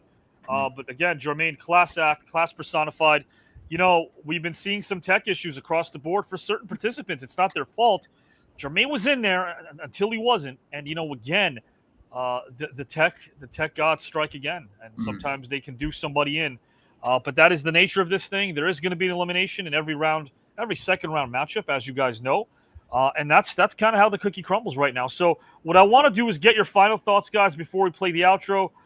Really, hello, Antonio. Thanks for joining us. Starting with Dakota. Dakota, your first night back. But first thing I want to do, Dakota, we got something cooking over here. Why don't you tell all our viewers and our fellow TKN hosts and judges on screen what we have coming down the pike, starring you, my friend. Oh, well, we're going to just try us a little thing called Started in the South. All right, we're just gonna talk about some really down-to-earth things. We're gonna see how me and Avi can bring some more people together. I know he's been doing a great job. Everybody in the green room's doing a great job, but we just want to keep it real, like everybody else, and we're gonna do it the Southern way. Yeah, guys, that's right. No, stories from the South, guys. Hey, listen, Dakota, guys, is gonna bring it. It's gonna be amazing across the board. The name, the flyer, they might change, but either way, you're going to get some artwork. Dakota's going to be leading the charge. Some great stories that, again, come from a man who's traveled, who's been a part of this thing, and you guys will be, it's very interactive as well. So we're glad that Dakota now, again, part of this team. Chad, I agree. Sorry that Jermaine had tech problems. It was great to have him in this tournament. Very classy, Chad. I agree with you. Rough exit. Hate to see it as well. Totally agree with you, Kelly. Our outro is about to play. You're going to be seeing the green numbers on screen. Guys, Howard, you know, your thoughts about the results. Did you agree with that? And I guess how about this? A specific question for you. It's so fitting that Dan Severn's nickname is the Beast. Do you think that this man is going to be a beast in this tournament? Again, we're talking about a sport of the mind, Howard. Yeah, I mean, you know, when you compare to, you know, his first time around, definitely was smart, definitely intelligent, but he had some technical issues as well. But seeing this Dan, I mean, that name, the Beast, comes to life and was coming to life moment to moment. The man is intelligent. He's funny. Yeah. He puts words together so well. He's an amazing storyteller. He thinks on his feet. He's a great listener. Yeah. I mean, he's a former history teacher. He's got it all. Am I the only one that sees this over here, guys? Phil? Not at all. Not at all. Phil, why don't you look at Howard and straighten up a little bit? Do you think Dan Severn's a contender or what? I think he's going to be in the top 5 at least. The beast was on full display tonight. I would agree. Look out. Look out. Can you give me a bit more, Phil? I know you're a little perplexed that you're probably looking over your shoulder to see Miranda's behind you. Give me a little bit more detail. No, he really has all the tools working. He is smart. He has a great sense of humor and can express it. He goes deep. He takes the topics and analyzes them and breaks them down to their core pieces and just attacks every piece one at a time, brings it all together, and he just takes you on the journey with him. When he's speaking, you can close your eyes and see what he is seeing. The story he's telling comes to life in your mind. It's really amazing. I agree with Chad. After tonight, I think everyone should worry about Dan being a huge factor. He could win this thing. Now, Giselle, again, second match. We know what could do for somebody. If they can somehow get past their first match and understand what TKN is all about, what the tournament's all about, they might come in guns a-blazing. We saw Calvin Murphy do it. We saw Todd Bridges do it. Now, again, Charlie Haas, one of the only, and this is a true story. When I speak to the luminaries, guys, 85% of them I know well. The other 15 I don't know well. But I'll tell you this much. Not many of them take on the challenge of saying, we're going to bypass our 11th hour match. Yeah, we're going to go right into round 2, even though we're going to start off at a deficit of -12. Charlie did it. Michaela Skinner did it. They both did it. So far, 2 for 2. What do you think about that, Giselle? What odds to overcome? Ooh, they are huge odds. I can't believe it's happened twice already. I don't know how many more of these competitors are bypassing 11th hour and heading straight to round 2. It's a pretty tall order to have to overcome -12 points. We know it can be done. How consistently can it be done? And how much do they want this? Both Charlie and Michaela came in. They knew exactly what points they were going to make. They had their answers planned out, and yet they were still very conversational about it. They are very personable. They were clear. They were detailed. They must be watching back there because they knew exactly what they needed to do to get this far. And now we get to see them again in round 3. Yeah. So glad that both of them are not one and done. This is amazing. I'm thrilled. I'm thrilled. Well, how about this, Dakota? So I'm bringing up overcoming odds. Chad brought up a topic here. Phil, he's in this celebrity tournament. We're nearing the final lap of this thing. Phil still has his match against Miranda, but he's the only one that's involved in a best of 7. He's lost his first 3 against Miranda. He's got to win the next 4 to win this thing. Can Phil overcome the odds, Dakota? I think with Phil's just tenacity, I think he could overcome anything in front of him. He just got to keep on pushing, just like we heard in this great episode tonight. If you want it bad enough, you will get it. And if you work hard, it always pays off. He's got a tough road ahead of him for sure. A lot of road to recover from, but I think if he keeps his head down and tries his best, he's going to overcome this, and he's going to be right back there on top where he loves to be. I got to tell you, I absorb everything Dakota says so much that even I believe that Phil could win this thing after that. I didn't believe it 30 seconds ago when I asked the question, but after I received the answer I do, I want to say this. Before we go to the outro, Phil, Giselle, Dakota, Howard, starting with Howard, let's talk about some of the contenders we still have. Who are you really looking forward to seeing in round number 2? I'll name some names. We don't have many left. We have Jesse Ventura, still to come. Sally Jesse Raphael, still to come. Some of our heavy hitters, right? Hacksaw Jim Duggan is still to come. We have Corin Nemec, who's one of the, I think, the strongest competitors we have. He's still to come. Guys, the list keeps going on. Nancy Kerrigan, she's still to come. JBL is still to come. Mark Henry, Stevie Ray. Howard, who is the one that you are really waiting for? Who gets your palms sweaty when you think of the name that we will be seeing in the outro? Maybe it's a name that you mentioned now. Maybe one of those names you mentioned is the name we'll be seeing in the outro, letting everyone know what match we have in store for them next week. What are you looking forward to? Who is that person? When this individual's on, he literally kind of did some ninja kind of moves. He's a silent assassin. It's Corin Nemec. Corin Nemec was able to break down the evolution of like gangster rap. And he broke it down in a way where he was able to take you from point A to point B to point C. And not only that, connected it to... He can talk physics. He can talk government. He can talk... He can talk anything you can imagine with so much depth and clarity, but it's not overbearing. No. Yet it's not over people's heads, and it's not condescending. It's not at all. No. He almost does it, dare I use the word easy, but it almost comes easy to him, no matter what it is. Phil, what about you, my friend? Who are you looking forward to seeing?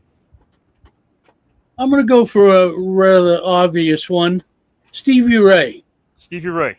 Every time he's on, he just controls everything. Even when he does his pre-show prediction videos, he's so committed to what he's doing. And we've seen him in a couple of matches, both here in TKN Celebrity Tournament. And don't forget, he's been on the Black Box competing. He competes on the Team Challenge every Wednesday. Guys, again, every Wednesday at Eastern Time. Don't forget to tune into this YouTube channel. It's absolutely free. We have the Celebrity Team Challenge. This Wednesday, of course, Giselle, Howard, and our very own Phil Justin will be competing in their own little mini tournament there. But the Team Challenge takes place every Wednesday. Jacques Rougeau's teammate is Howard for this particular series of matches. Phil, of course, with the great Tank Abbott. Giselle with Pete Babcock, of course, former NBA owner and a general manager. Stevie Ray teaming up with JW and so much more. Giselle, who really are you? If you have to pick one person, there's so many. If you have to pick one person that you're looking forward to seeing as round 2 nears its final lap, who would it be and why? Of those we've already seen, I'm looking forward to Sally Jesse Raphael's return. Another commanding presence. She handles everything with aplomb. She's not afraid to challenge anything. She's a very, very strong competitor, and she has a lot of knowledge from the industry and being a talk show host that also requires a lot of empathy. So she's very open and willing to listen, and at the same time will absolutely let you know if she disagrees or if she has a question. So that's going to be a great match. I concur. You guys have picked some really good selections. I feel like I know who Dakota and where he's going, but why not? Why not Dakota? Who are you really looking forward to? You told me this on the phone earlier. Yeah, and it's hard. It's really hard. There's so many huge names here and just true legends. Every one of them are true legends. Mark Henry, Stevie Ray, Hacksaw, just big, big names, But I got to jump on the boat with Howard right here. Ever since I watched Corman Newick, the first time he came on this show, he just has a way with words. Just like you said, he could talk about anything in the world, and he can just have you cross-legged, starry-eyed on the floor like it's your first time hearing a conversation. This guy grabbed me from the very beginning. I can't wait to see him again, and I can't wait to prove myself right when he hits that #1 spot and wins it all. I definitely think that Core Nemec, guys and gals, is on a lot of people's radar. Former Emmy Award winner, nominee, I should say. And then, guys and gals, the Green Roomers. We still have them in contention. They could surprise you all. They won't surprise me. They can win this whole thing. Speaking of Green Roomers, guys, I'm going to pull up another Green Room who's backstage, and I'll tell you why, because I'm going to have to mute this person because I know she has a lot to say to Phil, and we're not going to have that happen. We're not. But you know what? No, she's justified. She's justified. He tried to take her whole live hostage earlier. That's what he tried to do, try to ambush everybody with his comments. He tried to distract people from her message in her live. That's what happens when you tune into the lives. You never know what you're going to see. Even a guy like Phil Justin, proving why his nickname is evil all along. Isn't that true, Phil? Isn't that right? Absolutely. Guys, it's outro time right now. Let's bring in Miranda. I'm going to have to mute her. I know she's got stuff to say. She's saying a lot of stuff. I think it's directed to Phil. We just can't hear her. Wow. She's pointing at him here. I'm going to mute you. I can't. I'm sorry, man. I really am. I can't. I got to mute this. Guys, it is outro time. Let us see who we have in store for all of you next Saturday night on the final night of August 2025.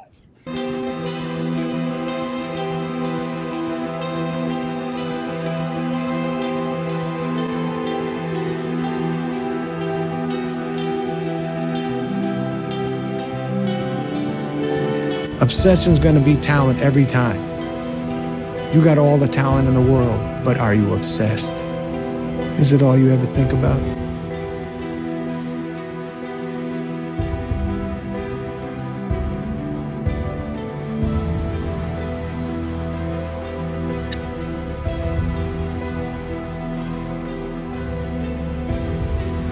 list. Take that all in.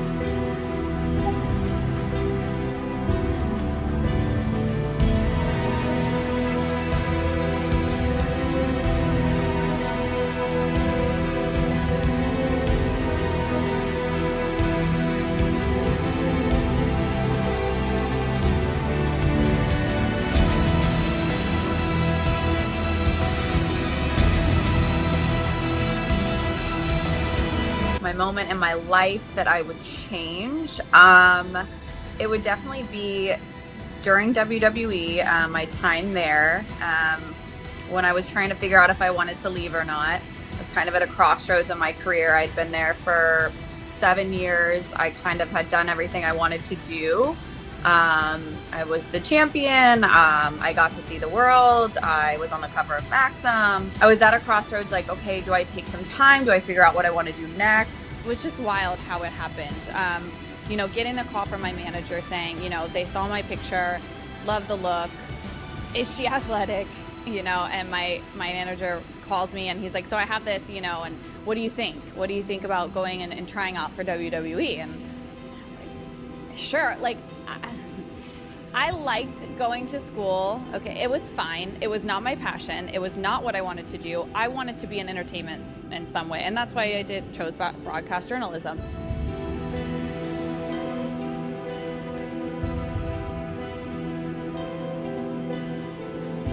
I was a state champion in high school in the high jump. I was a sprinter. And I played basketball, and that was my self-image. Sure. Pretty much 2 years into college when I discovered acting and became fascinated by theater. Lo and behold, we opened this thing in New York, full-page article with my picture and Ralph Lee on the front page of the theater section of the New York Times. And I'm a bumbling idiot. I don't know how to act. I'm learning, but I'm being heralded for my work in this play.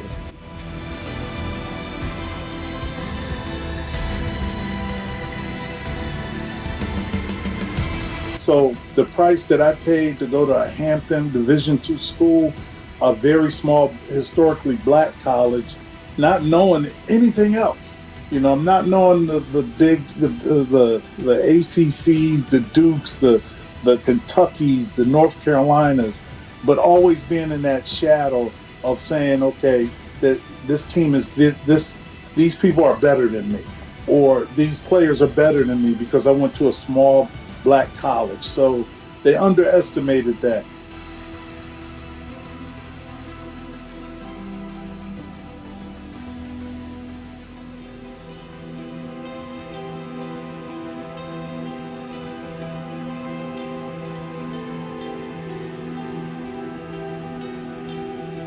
You may not like the bumps in the road, but you have to deal with them. But it's those bumps in the roads that you need help with. And sometimes you need somebody to give you a little push. It's almost like speed bumps, depending on how big they are.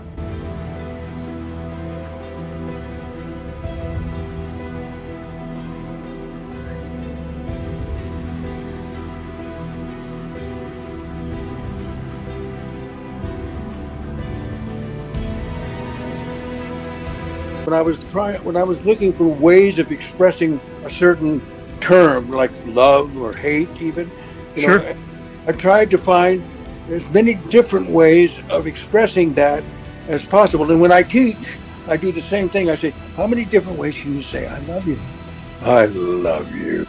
I love you. I mean, there's a, you can go on and on and on. I think that If I Stay is about overcoming tragedy in order to find happiness and success. I think it's about wanting to excel, wanting to win, wanting to contribute something to one's life and society in a positive way.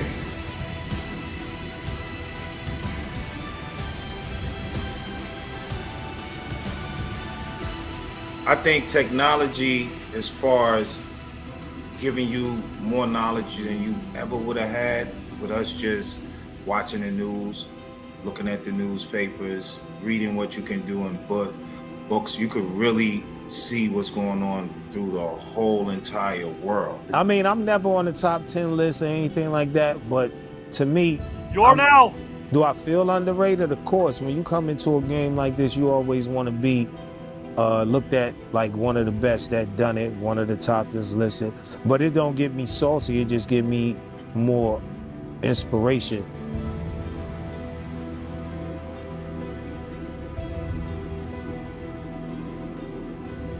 Complexity, everything becomes more complex when you're going to achieve perfection, because everything in perfection is perfect. How can anything be simple to achieve something that is so beyond simple, beyond anything you can grasp when it's perfect? It's a simple question with a simple answer. I think WWE, the locker room was so set that if you're not a WWE guy, you haven't done anything. Right. So it wouldn't matter whether I was WCW or ECW. I think either way, but it wasn't the locker room. I mean, I think that they just didn't want to use me that way.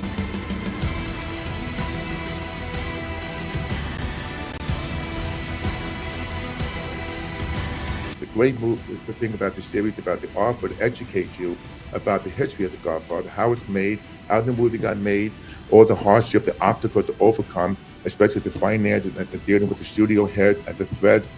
So especially, that's why to me it was a great education film, especially about the Italian-American history back in the 1800s and 1900s, especially with Sicily. They go back in their hometown and they form this whole unity of the family. In life, you have to forgive. You can't change people. You can't change your parents. Some people have great parents. Sometimes there's a communication problem. You can't get stuck in that mud.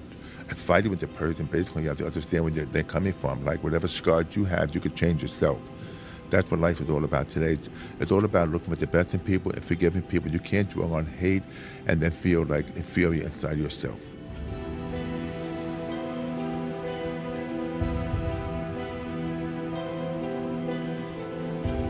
When they created the illegal defense, and you basically had to play man. So Boston had an advantage structurally that other teams didn't. So I would have to beg to differ when you said that they did not have an advantage. I feel like the Boston Celtics had an advantage over other franchises. A lot of people don't remember that Jimmy Carter, with the military, tried to do a rescue of the hostages, but the two helicopters ended up running into each other, and the rescue didn't happen. It's not like he didn't care. I think the powers that be had things for him. He was in over his head. Yeah, I mean, yeah, we love working with Sting and Lex Luger. We love working with them, but we wanted to take the belts back away from them the same way we lost it. They wouldn't let us do that. WCW, they wouldn't let us do that. And I think that was a mistake. I mean, it's WCW always had this thing about protecting their so-called stars. Some of them couldn't lose a match certain ways. They couldn't let that happen. The easiest way to make a ring fold up, because I've seen rings fold up before. Underneath the rings, they're all on wires that wire them together to a central point in the middle. And I mean, it's got so much support. So all you gotta do is just not put the wires on. But what if in the middle of the match, something happens? So all of that stuff is set up. It's a magic trick.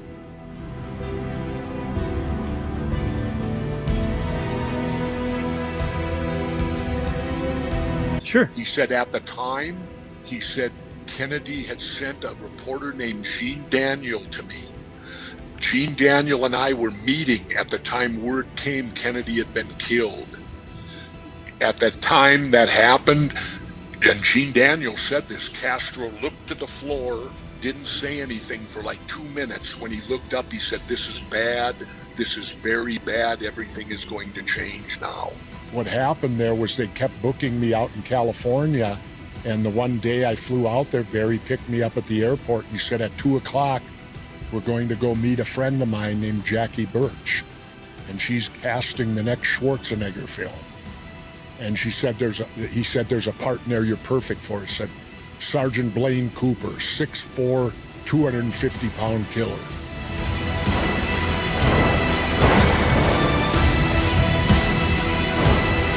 Direction was that everyone thinks I was going to be a hockey player, but we came from a lower middle class family, didn't have the funds to play hockey. So my dad put a baseball mitt in my hand, as you know, Brian played baseball his whole life as I did mine. It just only thing in my life in baseball is I couldn't hit or throw a curveball. So my days were numbered when it came to baseball. You know, I mean, people think of me as Mark Rippon, the football player. I want to know and have people understand, and these people in our community who I'm here to help understand Mark Rippon post-football. I suffer every day. I suffer depression, anxiety. I suffer isolation. I suffer, it's in a social environment, I'm pretty good. I can't wait to get home and just be alone. Mitch took my top pick, Michael Jackson, being an Indiana guy. That's right, that's Indiana. Yeah. But I'm going to roll with, I'm a big Notorious B.I.G. guy. I mean, I'm heavy on Biggie. I think he's the best rapper of all time. Him and Tupac, but I'm gonna roll with Biggie. He would be my all-time favorite.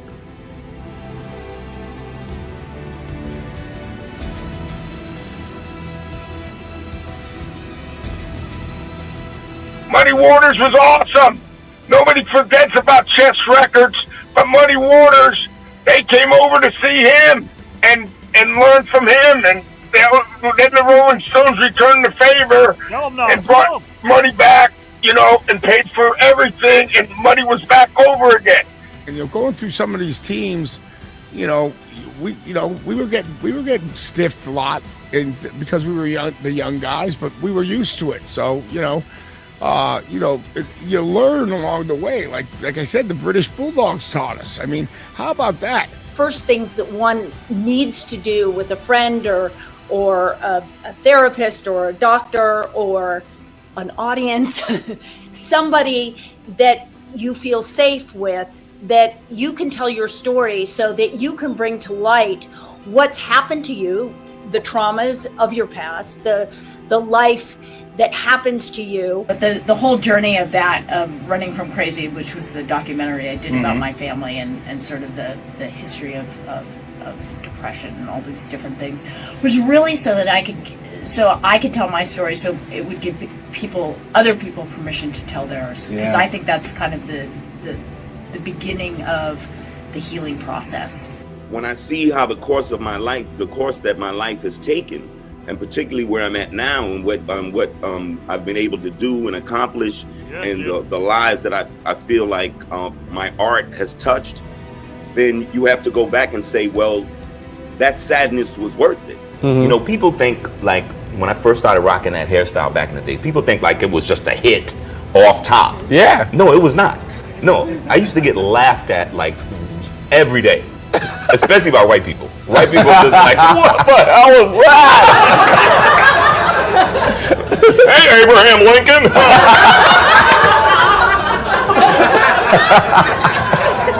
even with black folks, so there was a stage I had to get past to be comfortable, to be comfortable in. And I was just like, look, I don't care if you like how I look or you don't like how I look. You just know nobody looks like me.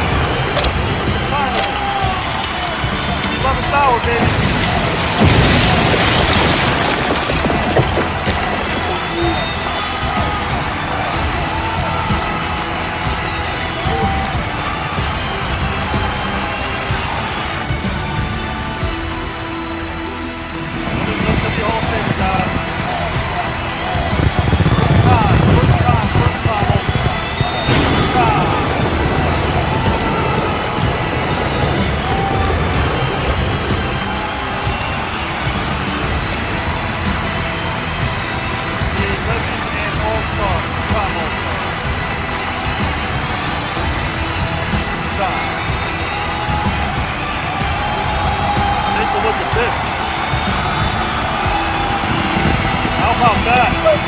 Well timed. Well timed.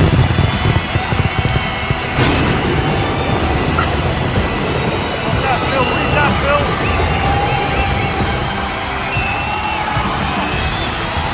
Get that in.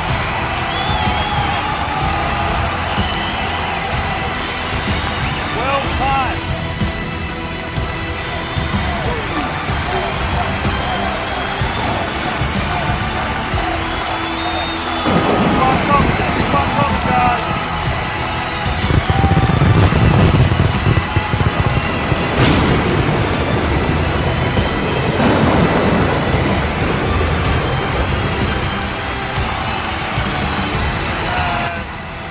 That will stick like a thumbtack.